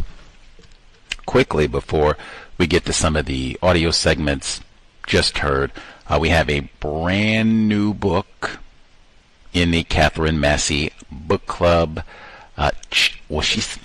It's spelled C-H, but she was on a panel, Victim of Racism, the author, and everyone said Char Adams, even though it's spelled C-H. So, I mean, hey, I think they know how to pronounce her name. She was right there. I think she knows how to pronounce her name. So, hey, they said Char. I'm going to say Char. I had been saying Char because C-H thing, but, hey. Char Adams, Black-owned, the revolutionary life of the Black bookstore. I can only say we got through like not even two chapters. We got through like 1.5 chapters yesterday, so we barely got our toe in the water, metaphor, as they say, and I was super impressed. Get 2 mentions from Mr. Fuller. I suspect lots of the book spots that are mentioned in the text, because I already saw, I can't put a number on it, but I saw several where I thought, I bet Mr. Fuller gave a talk there about his code book and countering racism. I bet he did. In some of the places, I know he did, because I saw advertisements in the newspaper that he's going to be at this bookstore, this black bookstore, as they say, or wherever else. But that alone. But the basic premise of the book, black owned, is that black bookstores have always, and it goes back for 200 years, black bookstores have always been sites of attempted counter-racism and counter-racist study. And she goes on a big study for 200 years, all the way up to 2020, George Floyd and all that, and the impact on black bookstores. So I'm super excited. She said that she's not aware of any other books that take a serious examination of black bookstores, their history and patterns, import. I found that surprising, but wow, it is fascinating. And this is our third book in a row dealing with COINTELPRO, the FBI's counterintelligence program. I did not know COINTELPRO was going to come up in this book, and it came up immediately. I said, we only read like a chapter and a half. We didn't get through 2 chapters. COINTELPRO came up immediately. I think one of the first articles she mentions from 2018, the FBI's war on black bookstores. But it is fascinating. Again, I said it yesterday, this is why we do not accept suggestions for the Catherine Massey Book Club. I got it. But I'm super excited. Can't wait to get back to it next Friday. And this is a super new book. Like I knew it was published in 2025. I did not know it was published at like the very end of 2025. Like this book just came out basically a couple weeks ago. So hot off the presses basically, and it is 8 thumbs up. Phenomenal. Although I will say she does offer that black bookstores are black culture. I don't know. But at the minimum, I said yesterday, I don't think I've heard that before. All the other things that she mentioned, like black church and music, hair, all that other stuff. I don't think she mentioned hair, but the other things she did. All of that, those are the types of things that I generally hear when people talk about black culture. People classified as black talk about black culture. I'm not sure I've ever heard anyone say that black culture is books or reading or writing books. None of that. I'm not saying that I just told you. Shar Adams, she says it right at the start of the book. I'm just saying I was incredulous, I'll say it that way, when I read it, and I don't think I've heard that before. I don't know. Fuller said culture is what you do. When I look around at black people, I do not see no tons of black people in this part of the world who are reading. I think she even talks about that in the book, like, man, if you're classified as black, reading is darn near criminal activity. And excuse me, no metaphor. Literally, if you are classified as black, that is criminal activity. You might be beaten or killed. Anyway, the book is fascinating, written by a black female, and it's new. Hey, new year, Gus T. I do say, that's how I found this book. I say, gotta read at least one book, nonfiction, published the current calendar year. Got to. Long as we are victims of racism, we are very ignorant. Who is we? Non-white people, victims of racism. White people are to blame.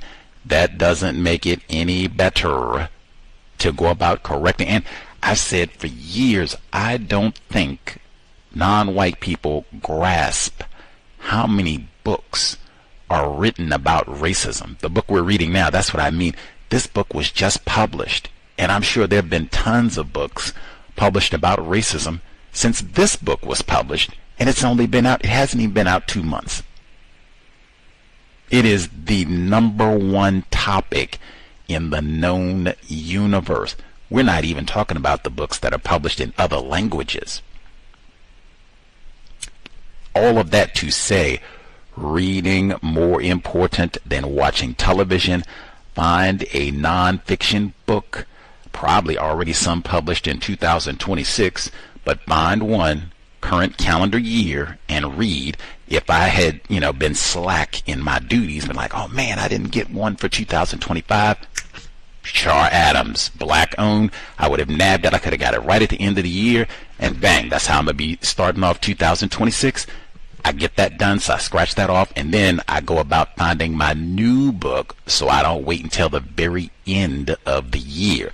But that's definitely something to model for children. More reading, and then more reading. Maybe squeeze some writing in there too. And reading about racism, they even said that in the book specifically yesterday. I think, whoa, it is spectacular. Char Adams, black female author. What more to love? Any hoodles. I did want to make a correction, because I do say all the time, strive for accuracy applies to Gus T. Everyone, really. In fact, I put it in the context yesterday. Black people have been killed for reading. Black people have been killed for talking about racism, which we heard yesterday, and or writing about racism. The minimum we can do is strive for accuracy. And my observation, I can say black culture, if it's what people classified as black do, I don't see too much reading. I'm not saying none of us, I'm just saying in total, I don't see too much reading. Now, misquoting black people and incorrectly attributing statements to black people that they did not make, that is widespread. That's something we should all work on. I say strive for accuracy. If you're going to talk about another non-white person, what they said, what they didn't say, be accurate. And especially if you think, well, I have a different view than this victim, I don't quite agree with their assessment about the system of racism, and I think we should go a different method about solving this problem. That is totally fine. The pattern is, if it's a non-white person, I don't agree with them, especially if we have some sort of conflict, we get very reckless, very sloppy. Talk about AI slop, very sloppy in going to talk about their views or their perspective on this problem where, and I mean, sometimes they might even be lying. I'm not going to accuse anyone of that, but I mean, that is possible. At the minimum, we are very sloppy and inaccurate when talking about what other non-white people say. That always benefits master deceivers. One of the ways, and I talk about this all the time, I said it for years, Fuller said it for years, we ignore this one for some reason, especially if you got a criticism of another non-white person.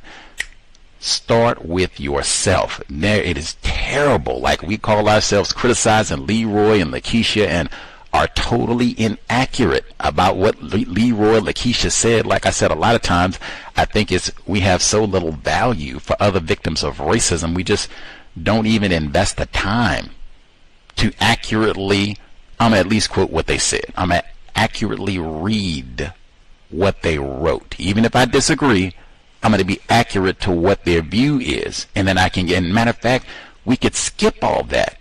If you don't agree with Leroy, just give your view. I said, just speak for yourself. You want to talk about non-white people who are not doing the correct thing? Whew. There is one victim of racism where you know a lot about what they are not doing, what they are supposed to be doing. Start right there. Get that mirror. Start right there. And you will be super accurate, because you should be an expert on your own victimization and where you're slacking, where you need to make improvements. Now, I say that to say, yesterday, retired firefighter, he dialed in during the book club, and he said incorrectly that he didn't know there were rules in the Catherine Massey Book Club about the duration of a book selection. He didn't know that because no such rule exists. I didn't say anything about you all don't make selections that are too long. I've never said that, and that's what I mean about, hey, if you're going to start talking about what another non-white person victim of racism what they said. Quote them accurately or don't quote them at all. Counter-racism science, and I say this for the book club all the time, same thing, where this took place at. I say this about the book club, people calling in, talking about the book that they didn't read, didn't listen to, and are inaccurate. I've said this for years, people misquoting Mr. Fuller, saying Mr. Fuller, what did he say, showcase blacks. He never said that, and got that in publications and things like that. And this is even a case where it wasn't I'm in conflict with Fuller, he doesn't know what he's talking about. That wasn't the case. It's just being inaccurate. Strive for accuracy, and I'm not A+ at that myself, but like, wow, when it comes to talking about racism, white supremacy, and especially quoting another non-white person, what they said, didn't say, we are totally inaccurate. I never said anything about a duration on books for the book club. What I said is we have a lack of participation in the book club. What I said is, and we've had that lack of participation from the very beginning, what I said is people will suggest a book like Mein Kampf, book that's 1,000 pages or more, would take us a year to read. I didn't say anything about that exceeds the duration for the book club. I said, why would you all select a book like that knowing you don't participate? You're not going to hang out for a year to read a book that by many accounts is quite boring and dry. And in fact, I've said, why would you all recommend a book like that you are not willing to invest the time and energy to read on your own? You want me to do it? I can sit here by myself for a year? That's what I said, not we got limits on suggestions. In fact, the only rules I'm aware of for the book club is don't make any suggestions at all, which I also said yesterday. Doesn't matter about the limit. 1 word, 50,000 words. Don't make any suggestions. I got it. The only other rule I'm aware of is if you don't have the book, STFU. Golden rule, really. That applies forever, and I would take silence always over people calling in, rambling, and being totally in error, and just not talking about the book. That is even a part of Black Owned, the revolutionary life of the bookstore, because she kept saying, importantly, there was no place for black people to sit, read, think, and reflect.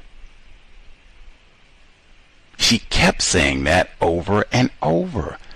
And I said, just to be reminded, like, wow, white people have invested a lot of time and energy to create black people who do not read, do not sit, read, think, and reflect. And this was in the context, it was stated explicitly, not reading fiction, reading about racism. White people have worked relentlessly to get us not to do that. In fact, I was reminded the whole time we were reading the book of Dr. Welsing, her saying reading is more important than watching television. It took on way more importance. I thought it was important before, but I said we got to say that every time throughout the book club. And her talking about the noise where she lived. I can't even think. I can't write a sequel to the ISIS papers because of all the noise. Hard to sit and read, reflect. It's bang, bang, bang, bang, and you got the noise and Kendrick Lamar and... Anywho, the Catherine Massey Book Club, our effort for over a decade to be one location to read, reflect, and think, even though we've had very poor participation. But again, I guess it's good to be reminded, white people are most to blame for that. Any hoodles, book club strive for accuracy. Let's not misquote non-white people. Let's not misquote Gus T. And again, the way you fast forward through all that, you don't have to say nothing. You don't have to be quoting other non-white people. Just speak for yourself. Just speak for yourself. You can allow other people to say, they said what they said. That way we don't have to worry about misquoting and being inaccurate about things, especially if you've been halfway listening.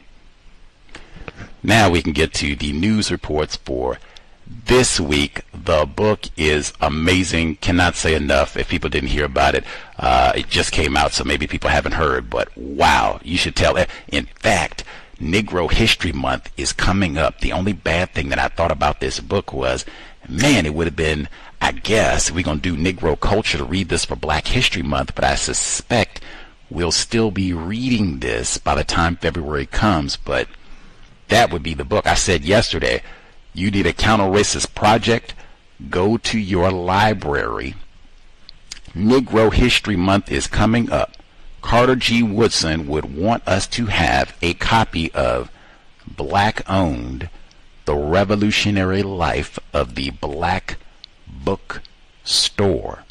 Now, with DEI and all that, they might give you a side-eye glance and all that, but I mean, at the end of the day, it's a book about bookstores. How, inflammatory, incendiary can it be? Although that is a major point of the book, that Negroes reading, that is criminal. But either way, counter-racist experiment. Go to your library, school library, public library, both maybe, and just make a request. New book just came out, mainstream publication. Can we get this in the library? I would love to read it. It's about bookstores. Hey, they should be all on board. And maybe if you have a branch where they, have a budget to bring authors in, it's the beginning of the year, brand new book. Maybe see if they'll bring Shar Adams in to speak. The book just came out, so I'm sure she's still on her book tour.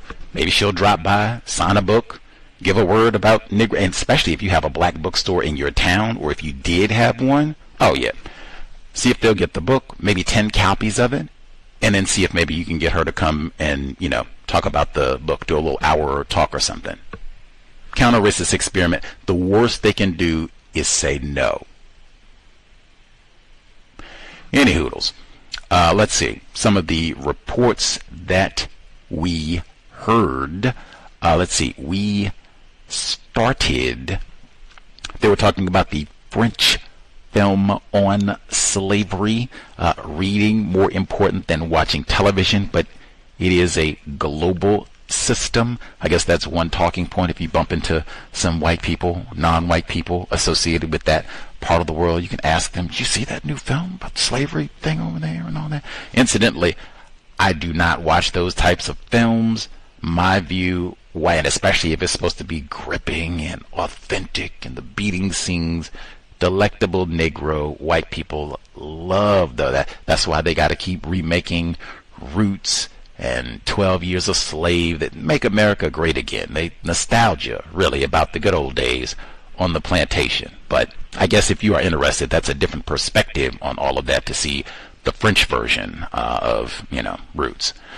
Let's see, the segment from Colorado Public Radio where they talked about the first black law students up at Colorado University, Deion Sanders rolling over in his grave. It really bothered me as a tacky act of deliberate white supremacy racism, and I've encountered this many, many times doing counter-racist news literacy over the years, where Ryan Warner, the suspected racist host for this segment on Colorado Public Radio, they're talking about these black law students, Della Parker, Franklin Anderson, Franklin Bryant, victims of racism. He's calling them Della.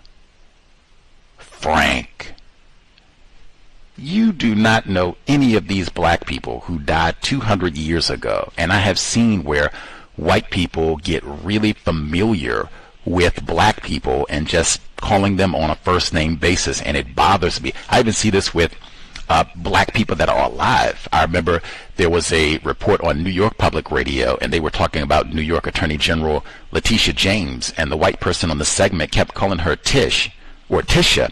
And I don't know. Are you all friends? Do you all hang out? And even if you do, this is not a private, personal conversation. This is out in public. This is the Attorney General, State Attorney General, A.G. James, Miss James. I mean, I don't understand. Like, I do not hear like prominent professional black people, and even in this case, we're talking about historic black figures. These are the first law students at, Colorado University. I don't really hear people call Deion Sanders Deion. It's Coach Prime. They put the title on Coach Prime, Coach Sanders. That's what they call him. Why are you talking about all these historic black people who were victims of racism? And still, they were even talking about Franklin Bryant. He graduated in 1 year as a victim of racism. Why are you talking about him on a first name basis? Mr. Bryant, or just say his whole name? The tackiness, and I've seen that as a pattern consistently. The switching up of the food pyramid. Now, I guess it depends on which visual you see. The image that I shared on social media, they have an image of the old food pyramid in black, and it's right side up, the pointy side at the top, and then the bottom has the two angles, the three sides of the pyramid, two on the bottom, one at the top. For the new pyramid, it's white. I thought that was important. I don't think that was the image graphic used for every report on the new food recommendations, but that was one of the ones that I saw on a mainstream report.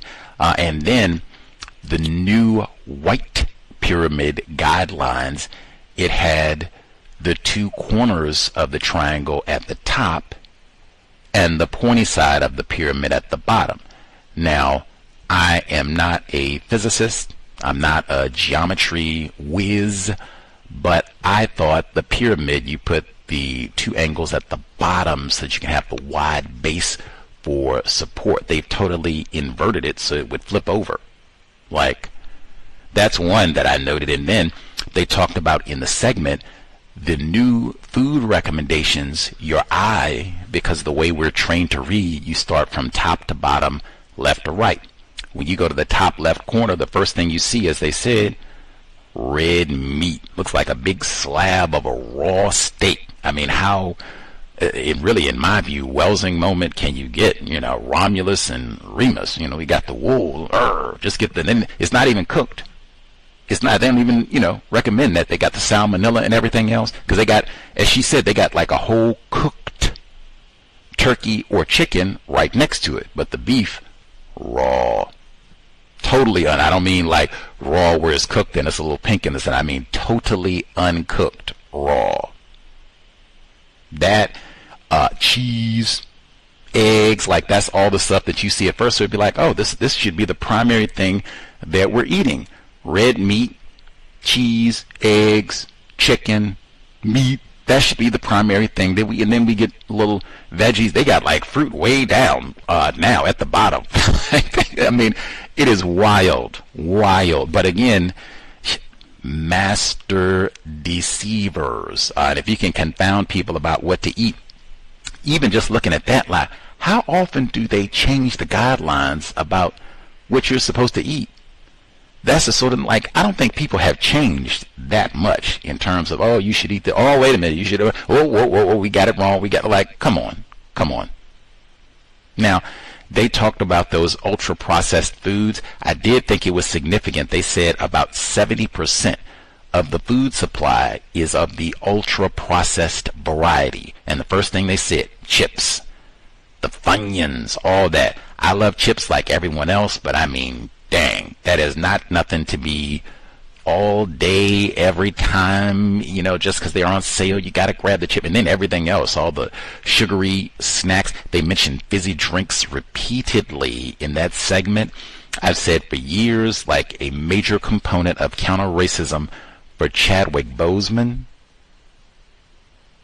or D'Angelo not with us in 2026, hey, we're going to do as much as we can to get that diet together. They said all those prepared foods, even a lot of this could be cut down on. Like they talked about the preservatives and everything else. Even really the Nestle segment with the baby formula in Africa is contaminated as they put Ebola in it or they put the sugar in it. And a lot of this could be mitigated. Prepare your own food. Maybe you can't grow every vegetable, every cucumber, every apple. Granted, that's, not feasible for any of us, but man, minimize all of that eating out, ordering out, pre-packaged foods, snacks, potato chips, all of everything that they label so-called junk food, candy bars, and even really this would include a lot of those like protein bars and things. I don't eat those. That's why I'm kind of like, what is those? Oh yeah, the protein bar. Yeah, those and a lot of those granola bars and things that have a lot of sugar and those preservatives that they talked about.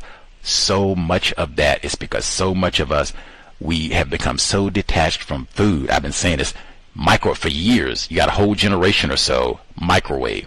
That's all of the meals, breakfast, lunch, snack, everything.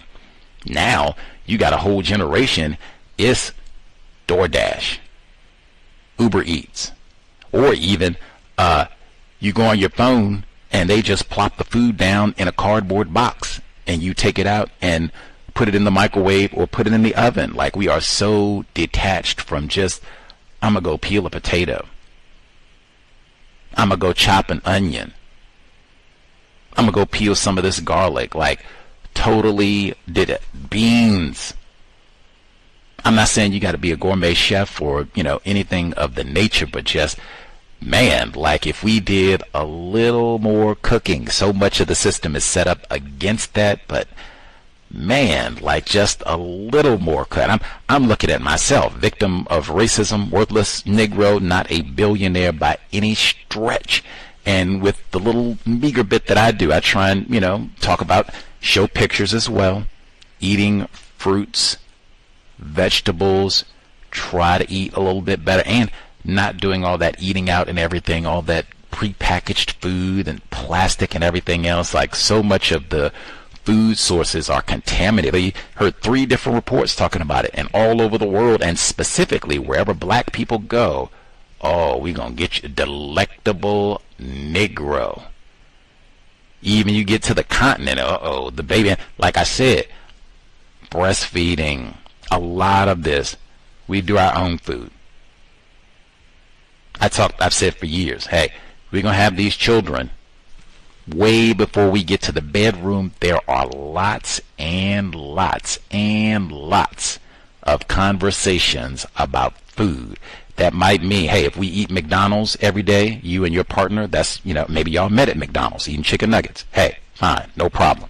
But we don't want to set that example for our offspring. Little Junior can do better. We can do better. We'll take, before we, get to the procreating part, we'll take a couple years. We'll wean ourselves off the chicken nuggets. We'll learn how to cook. We'll learn how to food even. We'll go to the farmer's market. We'll cook together, get some recipes. We'll plan out how are we gonna nourish our child. Breastfeeding plan. You can't really breastfeed if you just sit around and eat McDonald's all day. That does not work. Got to eat really healthy diet if you're gonna breastfeed. So you take a good year or 2 to plan all that out. I was reminded, Judith Finlayson, she was a guest on the program. She wrote the book, You Are What Your Grandparents Ate. She talked about, in fact, both of those segments, the hunger segment as well. People in the U.S. not having meals and not having food. And they said some of the people, when they get older, they experienced hunger when they were a child. Now that they're older, they just eat. Food is available, just eat. And they might have weight problems and all of that because, they still have that fear that I'm going to be starving. I'm going to be hungry and there's not going to be any food available and I'm not going to be able to eat. So it does have an enormous impact. She talked about if you are eating chicken nuggets, ice cream, potato chips, Funyuns, Cheetos. That's what you eat while you are pregnant. That's what you eat while you're nursing. That is what your child is going to crave. And then if you ate all that during pregnancy and while you're nursing, the child is watching. Oh, the Cheetos, she got the bag. Okay, that's food. So that's what your child is going to think is food. Cheetos, chicken nuggets, all of that.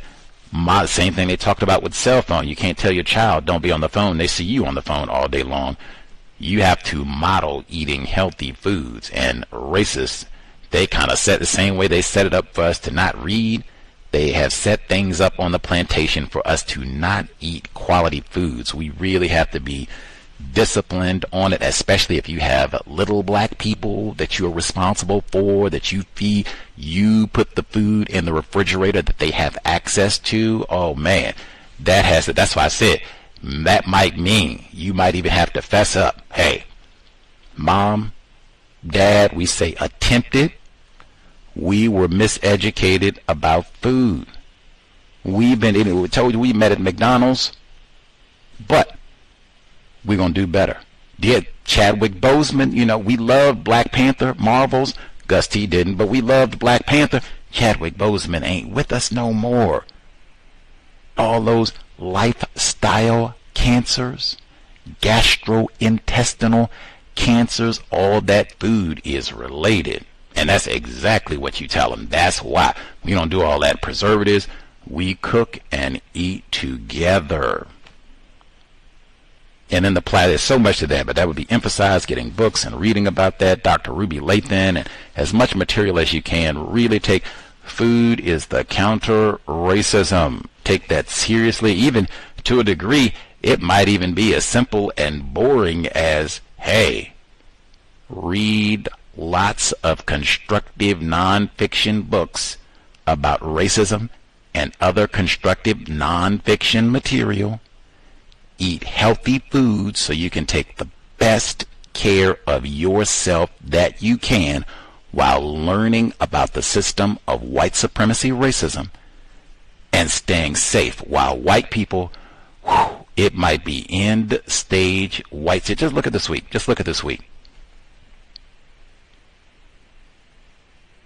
Greenland, Venezuela, Nigeria. Didn't forget about that because we got to save the Christians. Just look at, and then Minnesota and the ICE thing. Just taking care of yourself to stay safe as you can. Eat well and study the system of white supremacy racism. That might go a long way under our current conditions. Folks have better suggestions. You can let me know. Regardless, the eating would be high up there. Even when they started mentioning all those chemicals and such that you got to preserve this food so it can sit around on the shelf for a month without spoiling and all the rest of it. Like, come on. They mentioned, what did it, like hot dogs, bacon, lunch meats and all that. Come on. And I used to love hot dogs. This is not judgment at all. I've said that for years. Gus T loved him some hot dog. Like, man, whew. I'd have been talking to me like, hey, Gus T, counter racism number one for you is put that hot dog down. We'll get to the potato chips tomorrow, but put that hot dog down. That might be D'Angelo, man. I keep saying that. Like, this is not, D'Angelo is not with us at 50. Gastrointestinal cancers.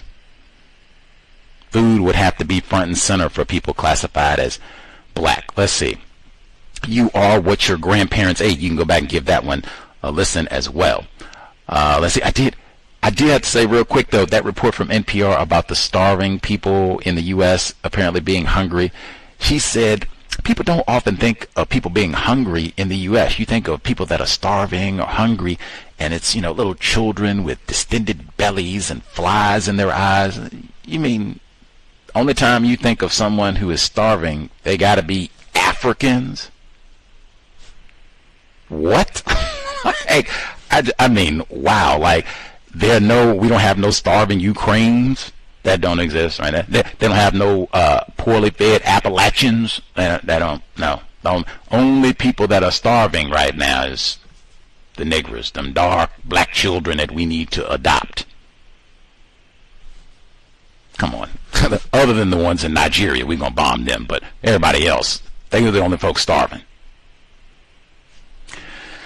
Well, let's see. And the Haitians, I guess. Them and the Haitians. Let's see. They mentioned it's been a year since January 6th. Even that, like, woo, it's been a year since January 6th. It's been a year since the California wildfires. I think that is so important. So many black people were impacted. Fuller talked about racial dislocation, confusion. There it is, right there in the city everyone loves, Los Angeles. We have COWS listeners in California. I told you all the impact of me going to California shortly before those fires, the health impact, which you even heard a year later in that segment where people said their house survived, but all that toxic ash inside. Who wants to breathe all of that? And they still talking about that for a year. I told you, white people said they're going to be doing health studies to see the impact of those wildfires for the next decade. That'd be, what, like 2035? And it's fire season again. They just had the floods in California because they got the same atmospheric river that we had here in Washington State, where we had all the floods and such in the Seattle area. Washington State had the same thing in California, flooding and everything. Man, climate change. But also within that segment, you heard folks, many of them, now that was audio, so I didn't have visual in terms of where these white people, non-white people, a little bit of both, talking about that they didn't get insurance payouts in a timely manner so that they could rebuild and move forward with their life. Lots of people having to sell their property, fire sales as they call them. Maybe you get correct value, maybe you don't. Luigi Mangione, I said, now did you hear waves of black people from Katrina when the insurance companies, oh no, that was, that wasn't no hurricane, that was just water damage, we're not paying that. All them black people that lost their property and couldn't rebuild and had to move out of Louisiana, the only place that they've ever lived. How many black people said, we gonna go and get these insurance, I'm gonna get Brian Thompson and Hunter. How many black people did that? I don't really. How many black people even went and protested? How many black people even went and, toilet papered someone's property affiliated with the insurance company? Because I didn't hear about that. Same thing. So we had a year now from the wildfires in California. Did you hear about that? They went and TP'd, tarred and feathered somebody, stalked somebody, called them names, doxed them, found their information, and put their home address and cell phone number all over the internet. Did you all hear anything about that? I did not. I don't think Luigi Mangione, I don't think he was looking out for people who, man, you didn't pay out on the claims and all. I said, did he get messed over? The insurance people, they didn't pay him correctly for what was going on? Did I miss that? Aggrieved white man, get out of here. Let's see. They even used his phrase. They said the folks in California, we're not going to give them no money. They said we're going to use the delay, underpay, deny. I said, oh man, that's what Luigi was talking about. He had to go do the shooting, but he didn't care. It was before the fires. I know this. I'm just saying. He was not, I'm going to do this even if he had waited a month. I'm not carrying out no mission for the victims of the wildfires in California. Like, get out of here. Let's see. I find it fascinating. One, I do think the Uvalde school shooting, that is incident of white supremacy racism. That shooter, unless I'm misinformed, classified, accepted as white, so-called white Hispanic, whatever, classified as white. And then I think it's fascinating, the officer that's on trial here for abdicating his duties, I guess being cowardly and not going in to save these children, Adrian Gonzalez, I'm way more certain about him than I am Nicolás Maduro. I think this dude is not white. Something about that strikes me as inaccurate. Is he the only person that's going to be prosecuted here for abdicating his duties like a non-white officer? I don't know. He's non-white, non-black, and I know they have a high population of non-white, non-black people in the region, but you didn't prosecute none of them Columbine cowards. And it's been a whole lot of shootings since that time, so I don't remember them prosecuting. Really, you didn't prosecute most of the white parents. How is it that you're prosecuting Officer Gonzalez here? You even got him on trial. I have to watch, see how the rest of it unfolds. But maybe he didn't do the correct thing. Maybe he didn't follow his training. We shall see. They importantly spoke with one of the victims' relatives in the Charleston massacre, Mother Emanuel AME Church. Mr. Tyrone Sanders, black male, all 9 of the victims, Reverend DePing Middleton, Dr., Mrs. Cynthia Graham Hurd, Mrs. Susie J. Jackson, Mrs. Ethel Lee Lance, the Honorable Reverend Clementa C. Pinckney, State Senator, Mr. Tywanza Kibwe Diop Sanders, Reverend Daniel Lee Simmons, Sr., Reverend Sharonda Coleman Singleton, Mrs. Myra Singleton Quarles Thompson, all 9 victims of Mother Emanuel AME, the 2015 slaughter in South Carolina. I thought it was so important to hear from Mr. Sanders, his memory, his response. He didn't exactly sound like, I just love and forgive this old shooter, wouldn't even say his name, which I agree with. I'm quoting him directly, and I worked to write down exactly what he said. He said, they've been hiding behind supremacy. Now, I wrote that down. If I misquoted him, that would be my error. I would be guilty of exactly what I'm talking about. Shame on me. Do better. But I think I got him accurately. I strived to quote him accurately. Hiding behind supremacy. Now, the first time he said it there, he didn't say white supremacy, which I thought was important. What type of supremacy are we talking about, and who specifically is hiding? See, I said frequently we will talk about the system of white supremacy, but we do not say white people.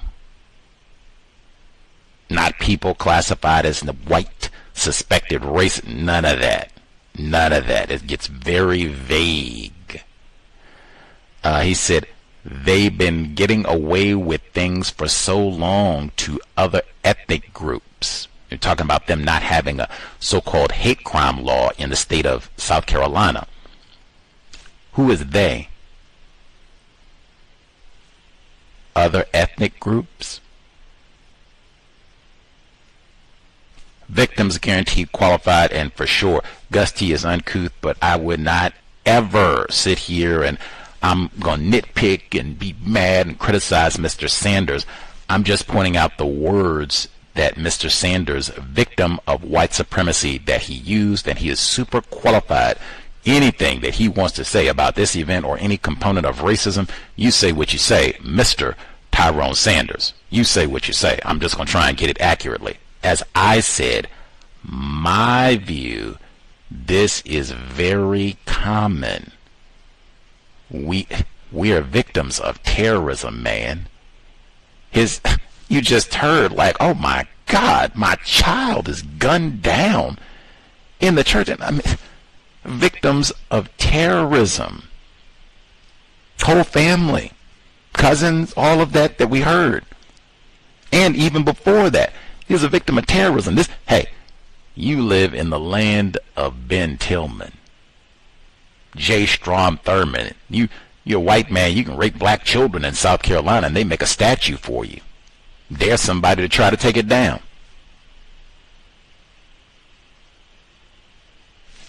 I don't have no criticism of Mr. Tyrone Sanders. I think it's consistent with regards to victims of racism not being able to accurately label our oppressors. In fact, even within that segment where they highlighted that Reverend Clementa Pinckney, state senator I said immediately, you check my record because we were broadcasting in 2015, I said immediately within 24 hours of this event happening, this was a political assassination.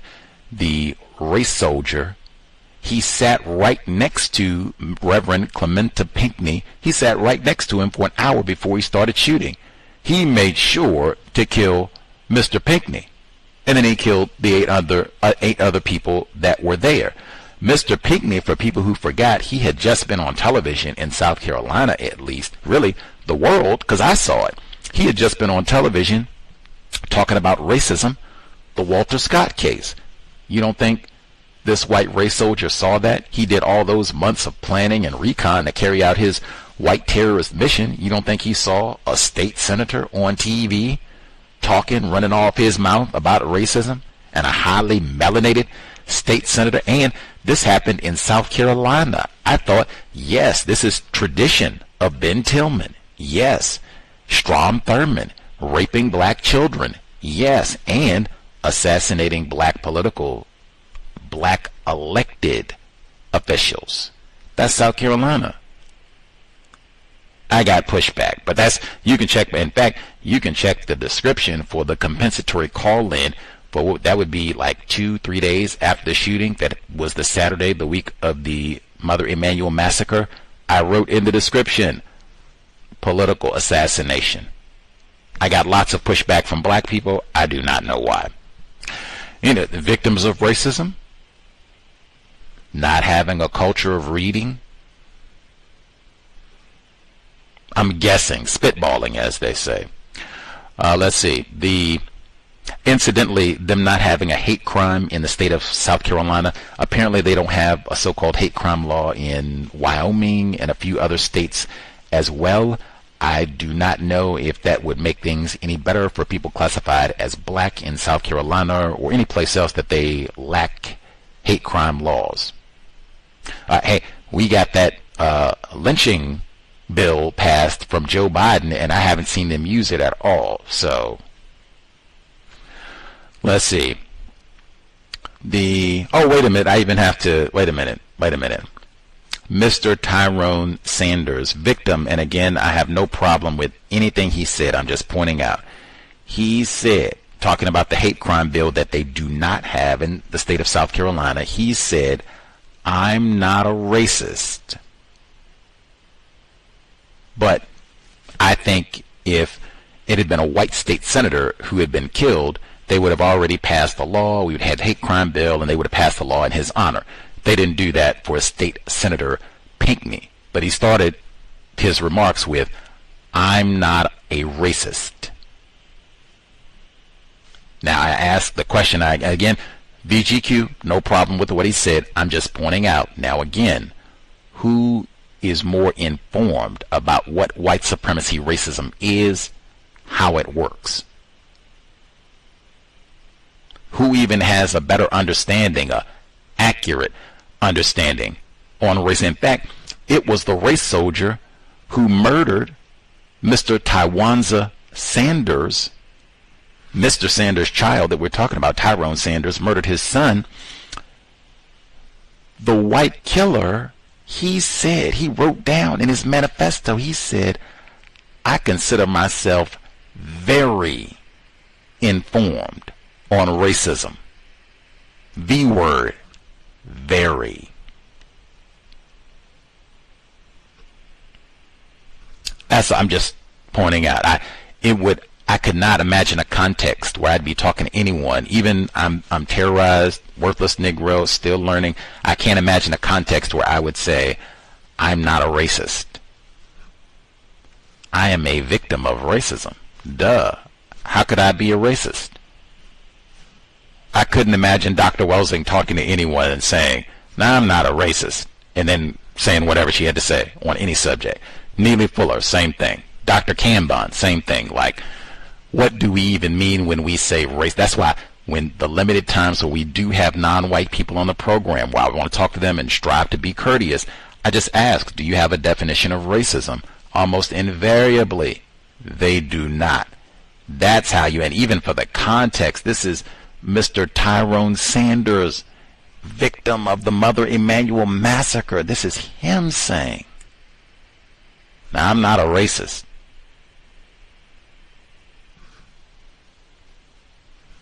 We are still learning. Again, no criticism. I'm just pointing out and trying to be accurate with what he said. Patterns, because lots of us, we say, think, behave in the same manner. Lots of us. Let's see. I said there's so many, so-called anniversaries this week, if you want to call it that. January 6th as well. They went out and protested in the name of Ashley Babbitt. White woman killed by a black male, Lieutenant Michael Byrd at the Capitol. They went out and protested Ashley Babbitt. Now that's one, man, if it had been Lakeisha and she was upset because Obama didn't make the re-election and she went and stormed the Capitol and they had to shoot her,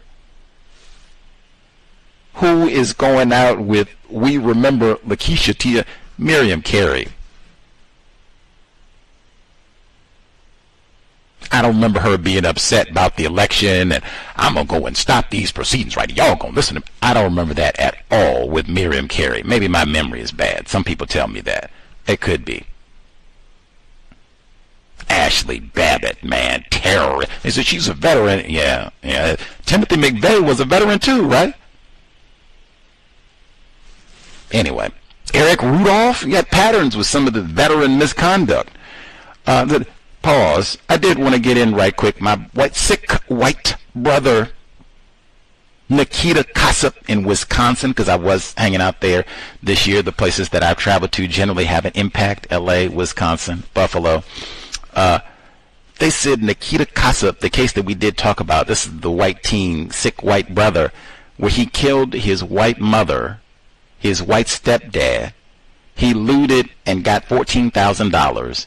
He was going to assassinate President Trump, and he hoped to start a race war. I asked the chatbot, I said, did they give any more information about what Nikita Kossip, what he meant when he said he was going to ignite a race war? The chatbot said in his manifesto, which I did remember, this is from a year ago, that was entitled Accelerate the Collapse. He claimed the U.S. government was Jewish occupied, in quotes, and that its total collapse was necessary to save the white race and install a white supremacist regime.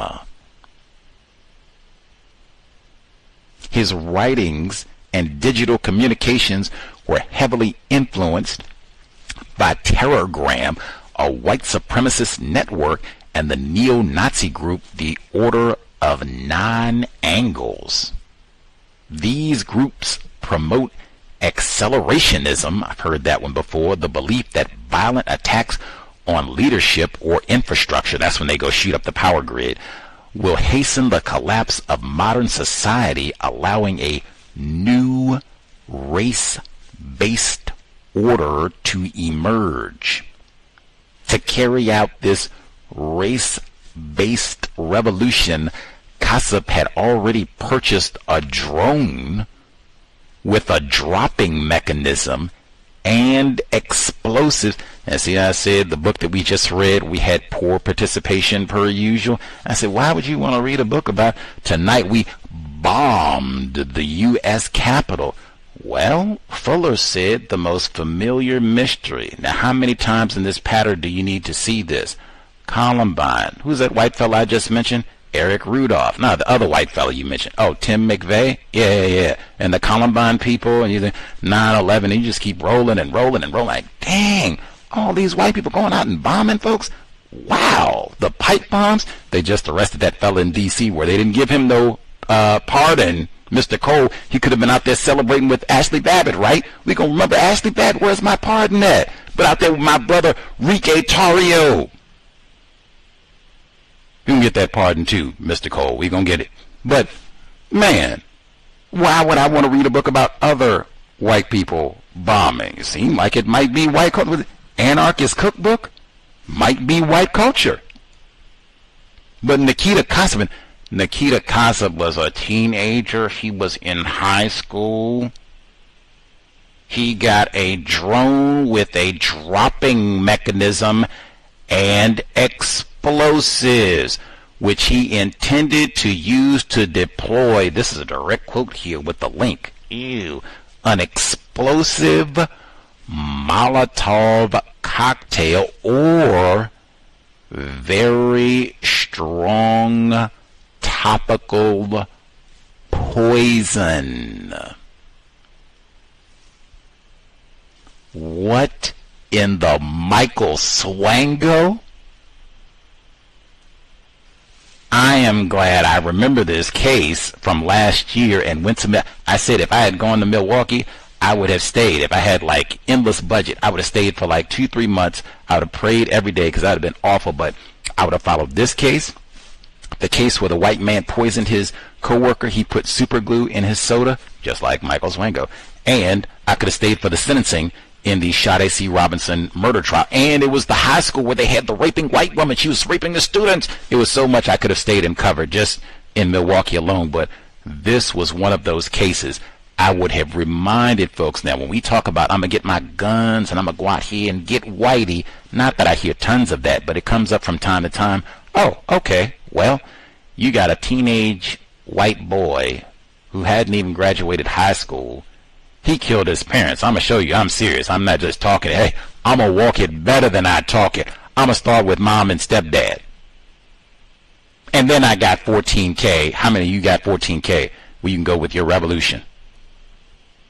I got 14K, a drone with a dropping mechanisms and explosives. Now, what you got, Leroy?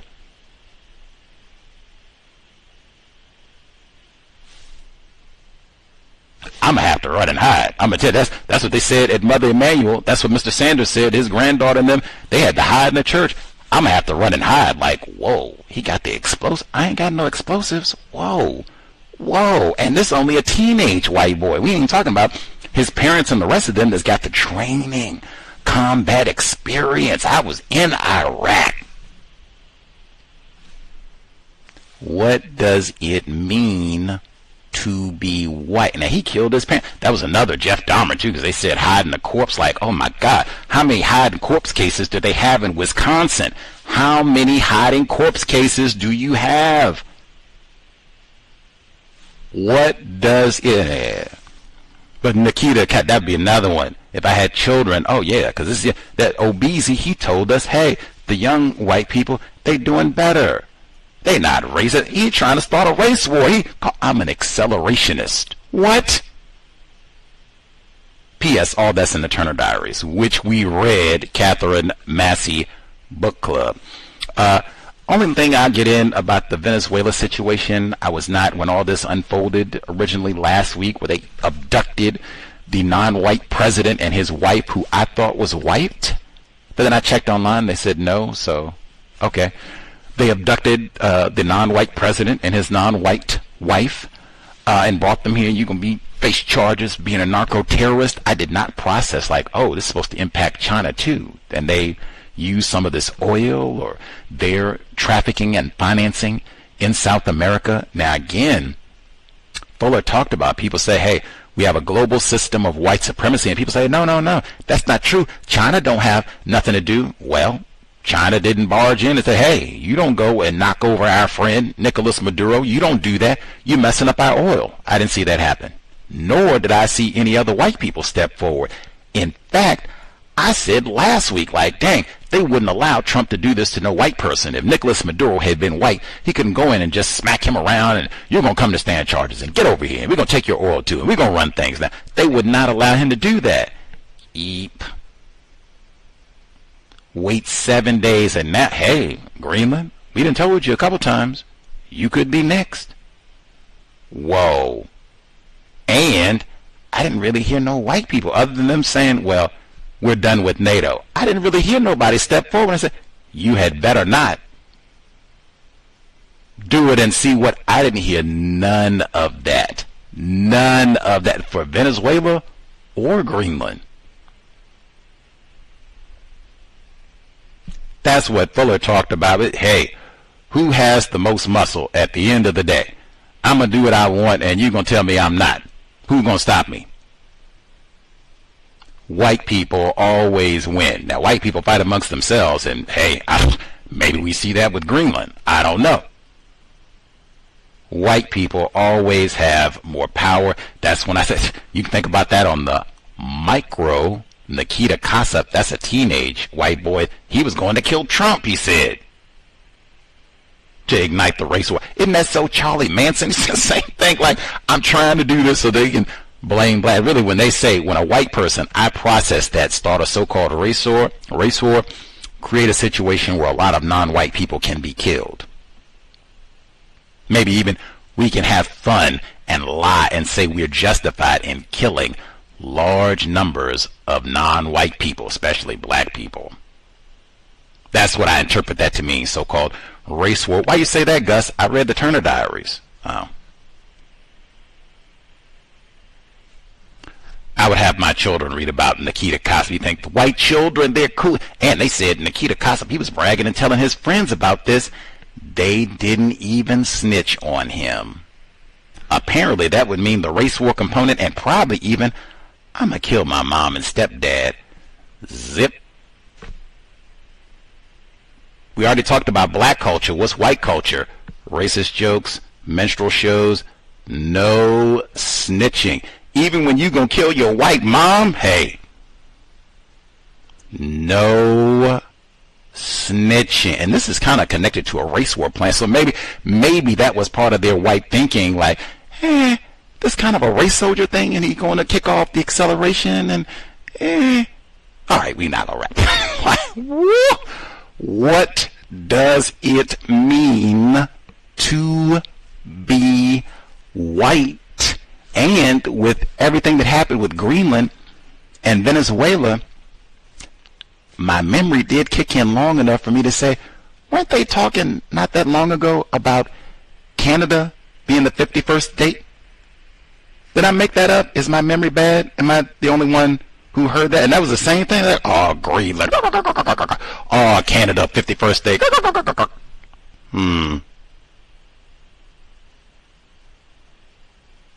We'll have to see.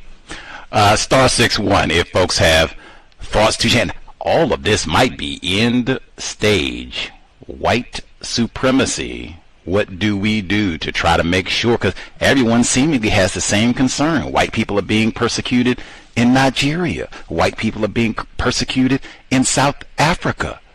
White people are victims of racism here. Elon Musk and Trump been saying that. What are we going to do about poor white people in the world? They keep saying that. Maybe all of this is a part of. We got to save the white race. That's what Nikita Khrushchev said.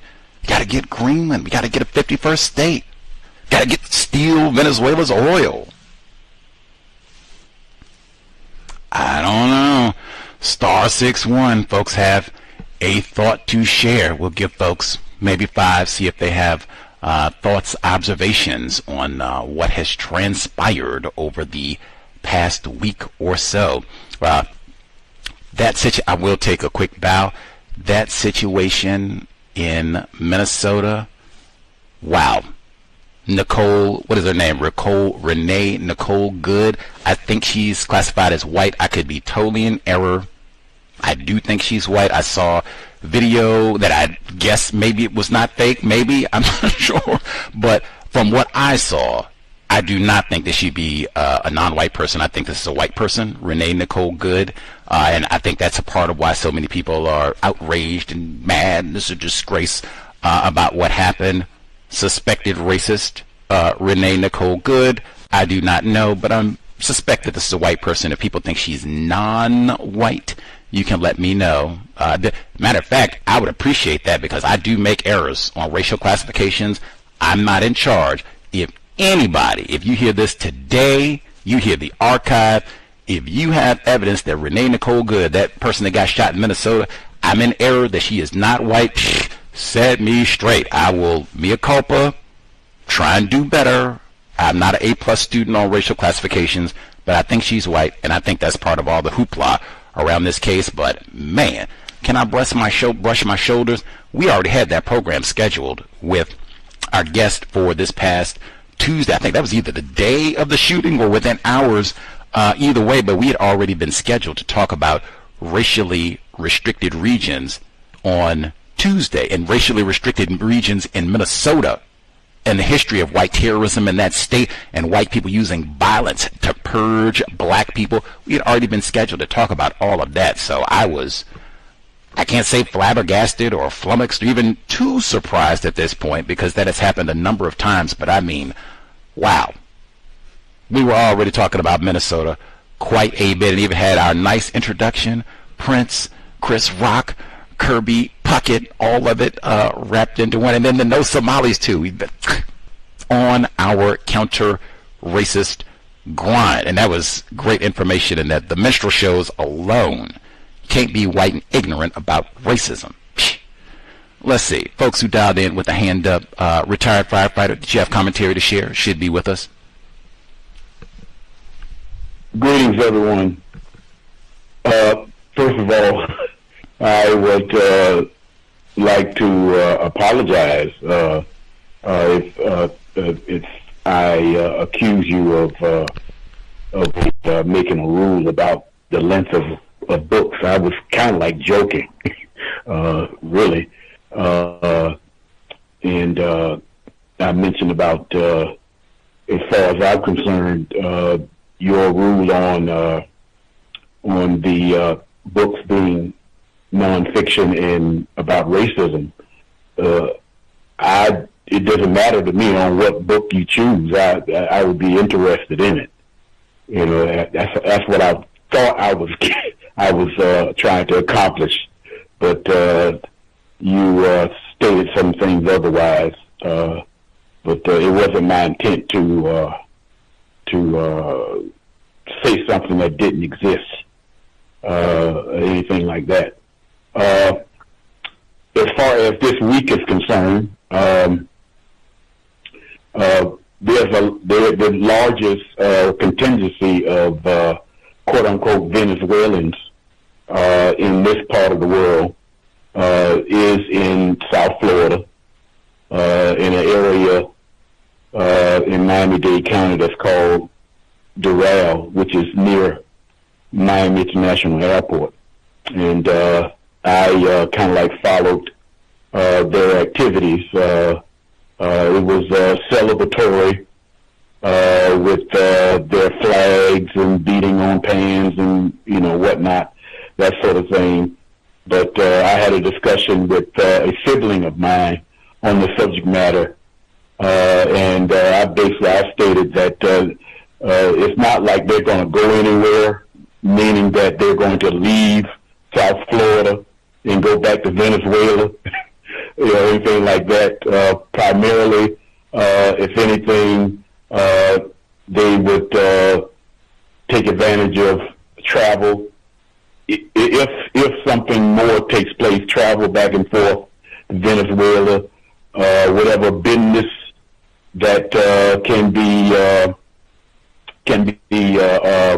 organized, they would be involved in some sort of business, as far as I'm concerned, that they didn't normally have because of what they say that was going on with Mr. Maduro, you know, that sort of thing. And so it's, you know, that's just the way things are down here as far as some observations. But that's basically all I had to say, and thanks everybody for listening.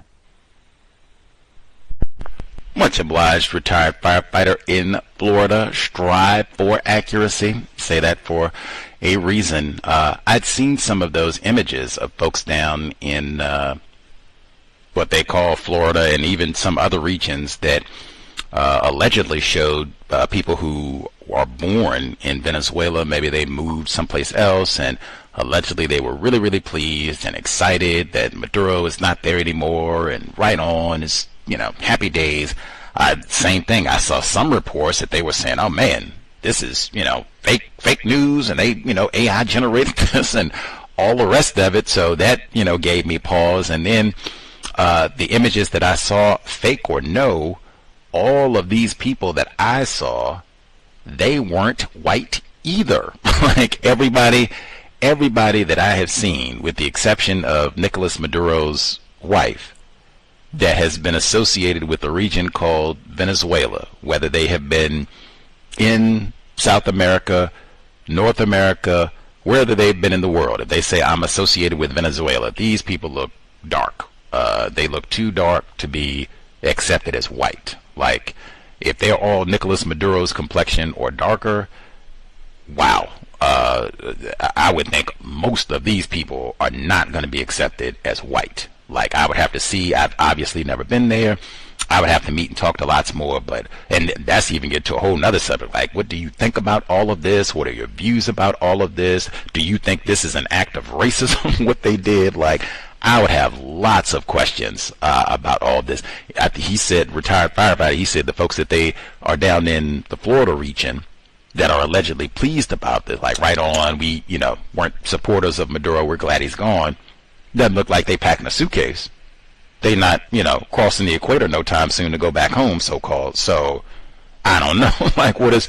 Yeah, I'm still learning. I'd have to get a lot more. I've not studied extensively Venezuela, and certainly to know the whole, history of white supremacy racism in that region. I know they speak Spanish, so that's, race soldiers who speak Espanol dominated and conquered that region some years ago. But in terms of what it looks like now, how many dark people, how many people classified as black that they have in the region and all the rest of it, I have no idea. So yeah, that is one that is ripe for lots of discussion. If folks find any books or informative material that might help grasp what's going on in this area, maybe even the history of white people trying to loot oil and other resources from this part of the world. Are these folks classified as white? Like, anything of that nature, that would be super helpful. If you find any material,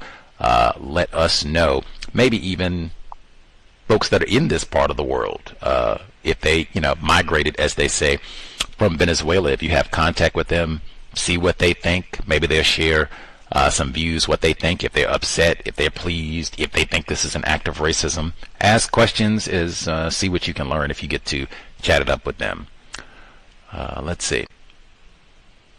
Gus, can I add on something? Let's hear it. The ones that I saw, because I happened to saw it on television, they appear to be white. Just like this, in other words, I couldn't tell them no different than the white people who speak Spanish that are from Cuba. I couldn't. To me, there's no difference between them. Those were the ones that I saw. And the Doral section of Miami-Dade County, that is the largest contingency, from my understanding, largest contingency of quote unquote Venezuelan immigrants in what is called the United States, is in that area called Doral. And most of those people to me look like they were white people. Have you seen Nicolás Maduro on television? If so, do you think he's classified as white or non-white? Non-white. I stated that when you brought it up. I think it was last week. I stated that. You stated it at first that you could be wrong, but I don't think Mr. Maduro is a white person, and I agree. I agree that my observation is the context of his hair, and he does seem to have a little bit more melanin than the average white person has, and so I agree that he doesn't appear to be a non-white person. I mean, excuse me, he doesn't appear to be a white person. But the people that I'm talking about, that I saw all this week, that's doing all of the celebrating and whatnot, they are white, in my opinion. Then again, I'm not an expert. Like I hear you say, I'm not an expert on it. They don't look any different to me than the white people from Cuba. They don't look any different. Have you seen Nicolás Maduro's wife? Because they said she was abducted with him. Yes, sir. I've seen the wife. That is more of a challenge right there. But there are some pics that I've seen of her that kind of like looks like is crossing my line of observation as being a non-white person. But my first observation was that she was a white person, similar to the ones, like I said before, the white people that speak Spanish from Cuba. That's what she appeared to look like when I first saw pics of her. But as time went on, because it constantly taking pictures of both of them. At first, you didn't see her a lot. I didn't anyway. When they were parading him around in handcuffs, I didn't notice her. But now they're showing her a lot more now, and it does appear that she could be considered as not being white. I'm leaning more towards that now. That's what they said online. They corrected me. I thought she was white at first, and they said no, she's not. And then we're given the reasons why not. Yeah, I don't do the classifying, but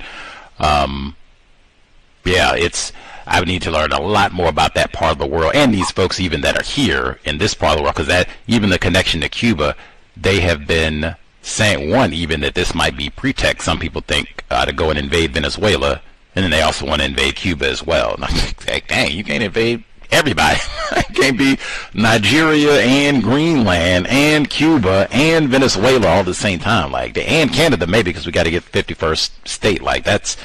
Wow, that is a lot. I guess they got the drones now, so. But yeah, I would have to get a lot more detail, because it could be. Yeah, there could be lots of dynamics around it. Yeah, much obliged. He said the folks that are in the Florida area, he thinks they are white people who speak Espanol, just like Cuba, probably some of the other regions. Nicolás Maduro and the wife, not white, which is what I said. I have a theory. I have a theory, being that I've, been here for over 6 decades. Is that what I observed is most of the quote-unquote immigrants that comes from the places that the common language is Spanish, they are white people.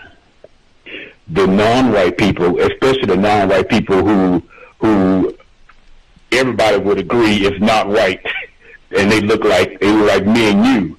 They do not follow. They do not come over here. I don't know. They don't come over here to the United States, what is called the United States. They basically stay where they at. Whereas for the most part, the ones who immigrate here generally are what I would consider to be white people in these places where the majority, the language is, the primary language is Spanish.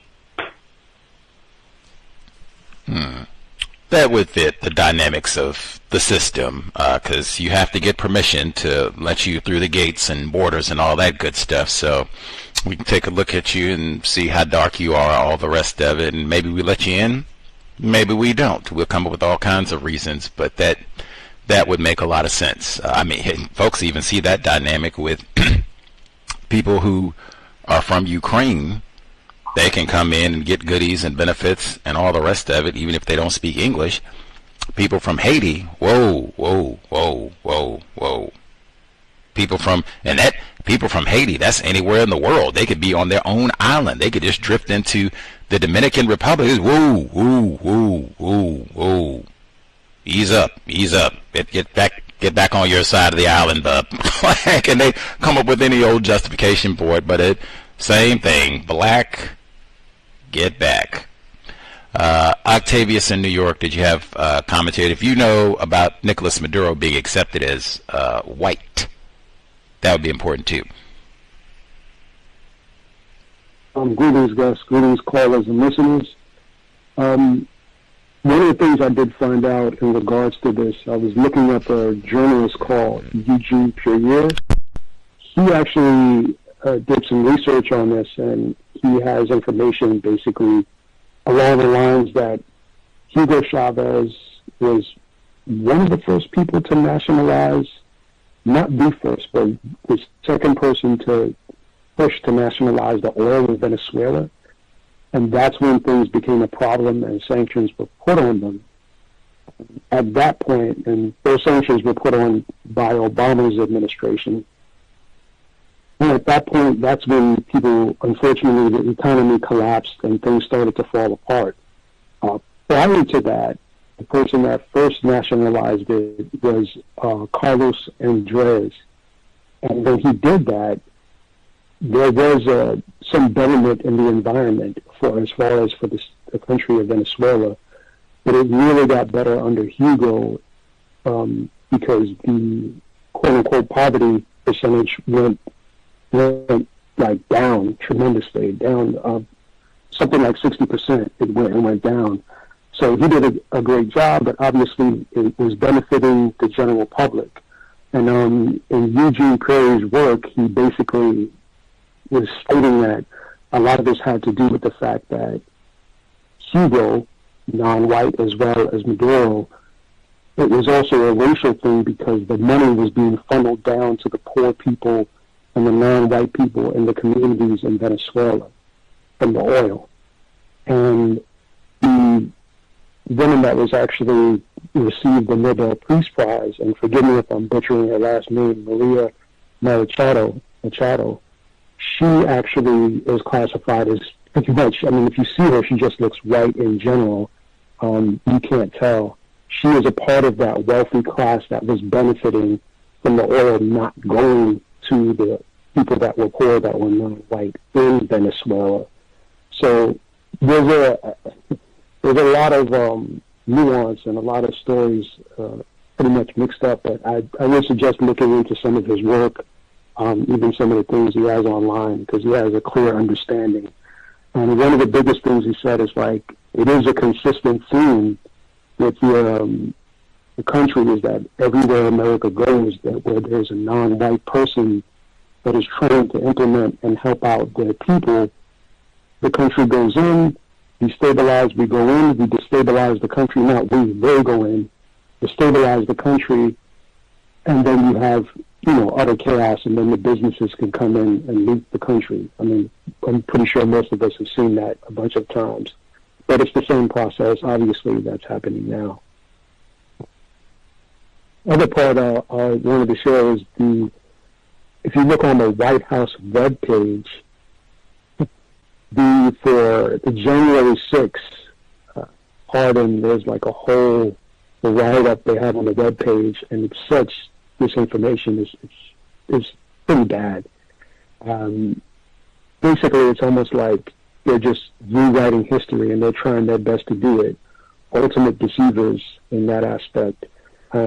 Basically just blaming the Democratic Party and other people within the not considered right. So it's something that some people, if you want to, you should go and just take a quick look, a couple of paragraphs, and just a quick read pretty much. On a personal note, I did do some investigating. I'm here in New York, so I went to, I'm sure people know Zohar Mamdani, non-white, male, one mayor position in New York City. His party is called the DSA, Democratic Socialist America. I was very curious to see this party because I wanted to know who was behind him to some degree and get an idea, and I'm still going to go and look more. So I went to an actual meeting, sat down, listened. There was some aspects to the conversation that I did like. However, there were not many non-white people there. It was mainly young white people in the room, and surprisingly young white males. and some, maybe a sprinkle there of people that would be classified as Spanish. The topics were a little loose and nothing really specific, nothing in regards to race, and I don't think that's by accident. I think that they're steering away from that because they don't see any benefit in going and talking about that in the first place. So, but just reporting that in because I do want to go back and bring back more information and bounce off ideas. I'm curious of what people would think as I do a little bit more investigating into them. That said, I will mute my line. Thank you. Wow, supporting or at least investigating the new mayor of NYC, when Mayor Adams, privileged black male successor in New York City. He said it didn't look like it was too many victims hanging out to hear the new mayor. Lots of young white dudes. Hey, maybe they say, I am not no socialist.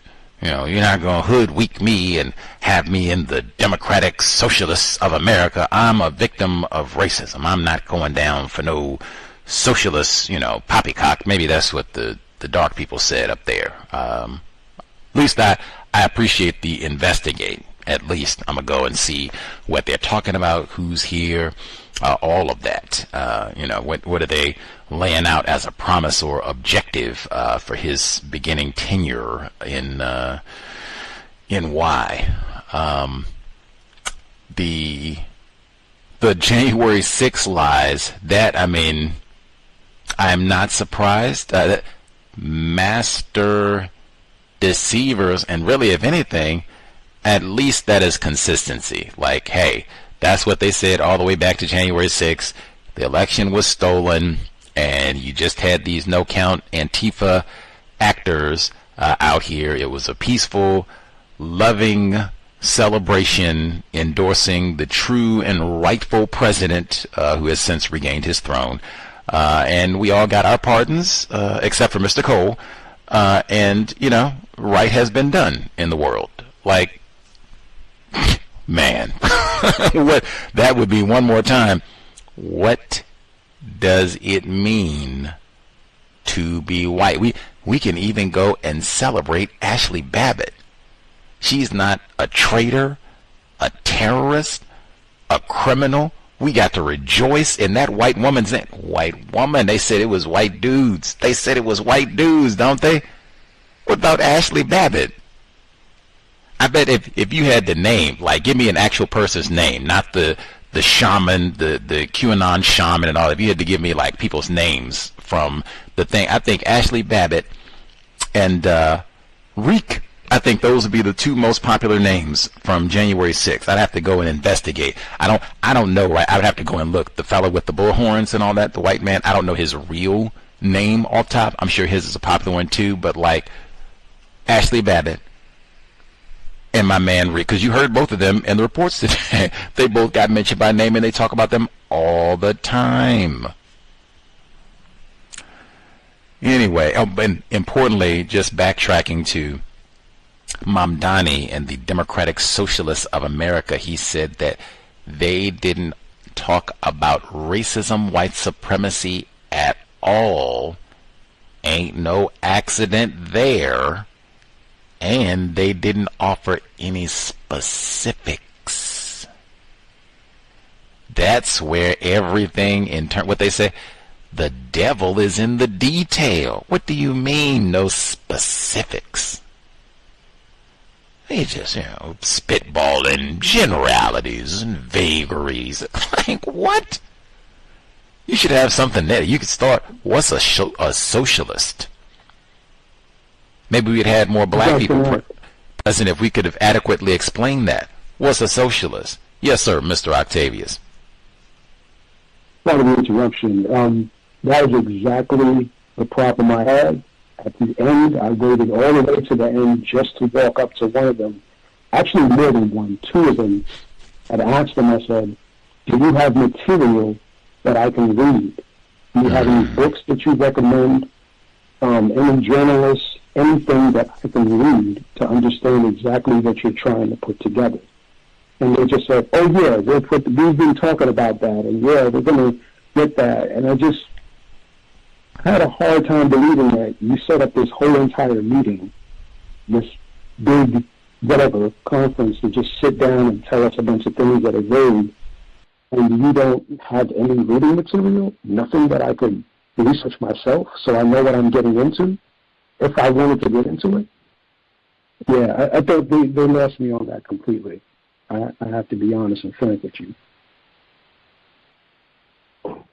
Speaking of white Spanish-speaking people in South Florida, almost every position, fire department, police, law enforcement, just about all of the departments are headed by someone whose primary language is Spanish. Would they be classified as black and speaking Spanish, or just? I identify them as being white myself, and I would be quite surprised if the white collective does not accept them as being white. Marco Rubio, I would be surprised if they don't identify him as a white person. He grew up down here. You know, there is actually sorry, go ahead. Go ahead. No, I was going to say there's actually an article that was published. I have to find it, that discusses Marco Rubio's past. Since he's been, I don't know, I think he was 12, they said, that he and a lot of his family members have been connected to drug dealers and drug trafficking since he was like 6. I just read that yesterday. Exactly what you're talking about. I just read that yesterday. All right. So I'm not the only one. I'm not surprised. I'm trying to remember the name of that movie that came out in the early 90s. It was a white male whose primary language was English that played a starring role, but he played the part of a Cuban drug merchant, and I just if I named that movie, you would recall, because it was very popular. I just can't think of it right now. You're talking about Scarface. That's it. That's it. About Scarface. Yeah. And the white Spanish. That's Gus, I think. Yes, sir. Okay, go ahead. We were just conversing while you were out. Oh, finish your thought. Oh, I was just iterating on white people that speak Spanish in South Florida. For the most part, all of the heads of the different departments in Miami-Dade County, in the city of Miami, are headed by white people who speak Spanish.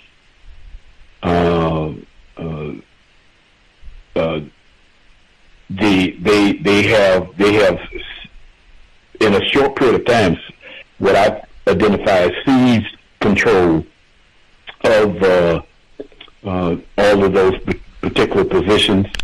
Just about. I remember taking my offspring down Southwest 8th Street just to show him, okay, I'm going to show you and name me any business that we come across that's not owned by these people that speak Spanish, these white people that speak Spanish, and we couldn't find not a one. And there's plenty of other streets. I mean, I'm talking about these streets that go on for about 10 miles or so. You know, all these businesses and whatnot that they have, and so it's a real dominating presence down here in South Florida that took place in a relatively short period of time. That's it. what it means to be classified as white. Any language, any place in the known universe. Power, take over the whole police department and such. Anywho, even though white people do brawl with each other, thus Greenland, I keep saying, Canada, 51st state. You've been warned. We will be back midweek. Make sure to thank you all for hanging in while I was lost like my whole Wi-Fi signal and everything. It was a little wacky. I said at the beginning that we're reading our third book in a row on COINTELPRO. One of those written by a white author. Anyway, I cannot believe we're reading a book about black bookstores and COINTELPRO is at the beginning. Dr. Welsing again. Reading is more important than watching television. Apparently, for years, and I mean like centuries, racists, white people have not wanted us to read, and especially no reading about racism. We break that rule every week at the Catherine Massey Book Club. Black owned, new book. It's amazing. Sobriety would be best, I think, because if you sit around and drink Mad Dog liquor, Mad Dog 2020, you are not going to be best equipped to read, process, maybe even retain what you read. The book Black Owned, she talks about black people having a space and white people not wanting black people to have a space to read, think, reflect about white supremacy, racism. Got a sober mind, you can do a little more thinking and reading, be more focused about replacing white supremacy with justice. Creator, we ask that you remind us, stop saying not all white people are racist. Remind us, stop name calling people classified as black. Remind us the reason why Dr. Welsing said reading is more important than watching television. Nonfiction. Cal signing out. Thanks all for tuning in. Nigga, you so brainwashed. I'm a victim, bro. No problem. You're a victim. I'm a victim of 400 years of conditioning. Shut up. The man has programmed my condition. Even my conditioning has been conditioned.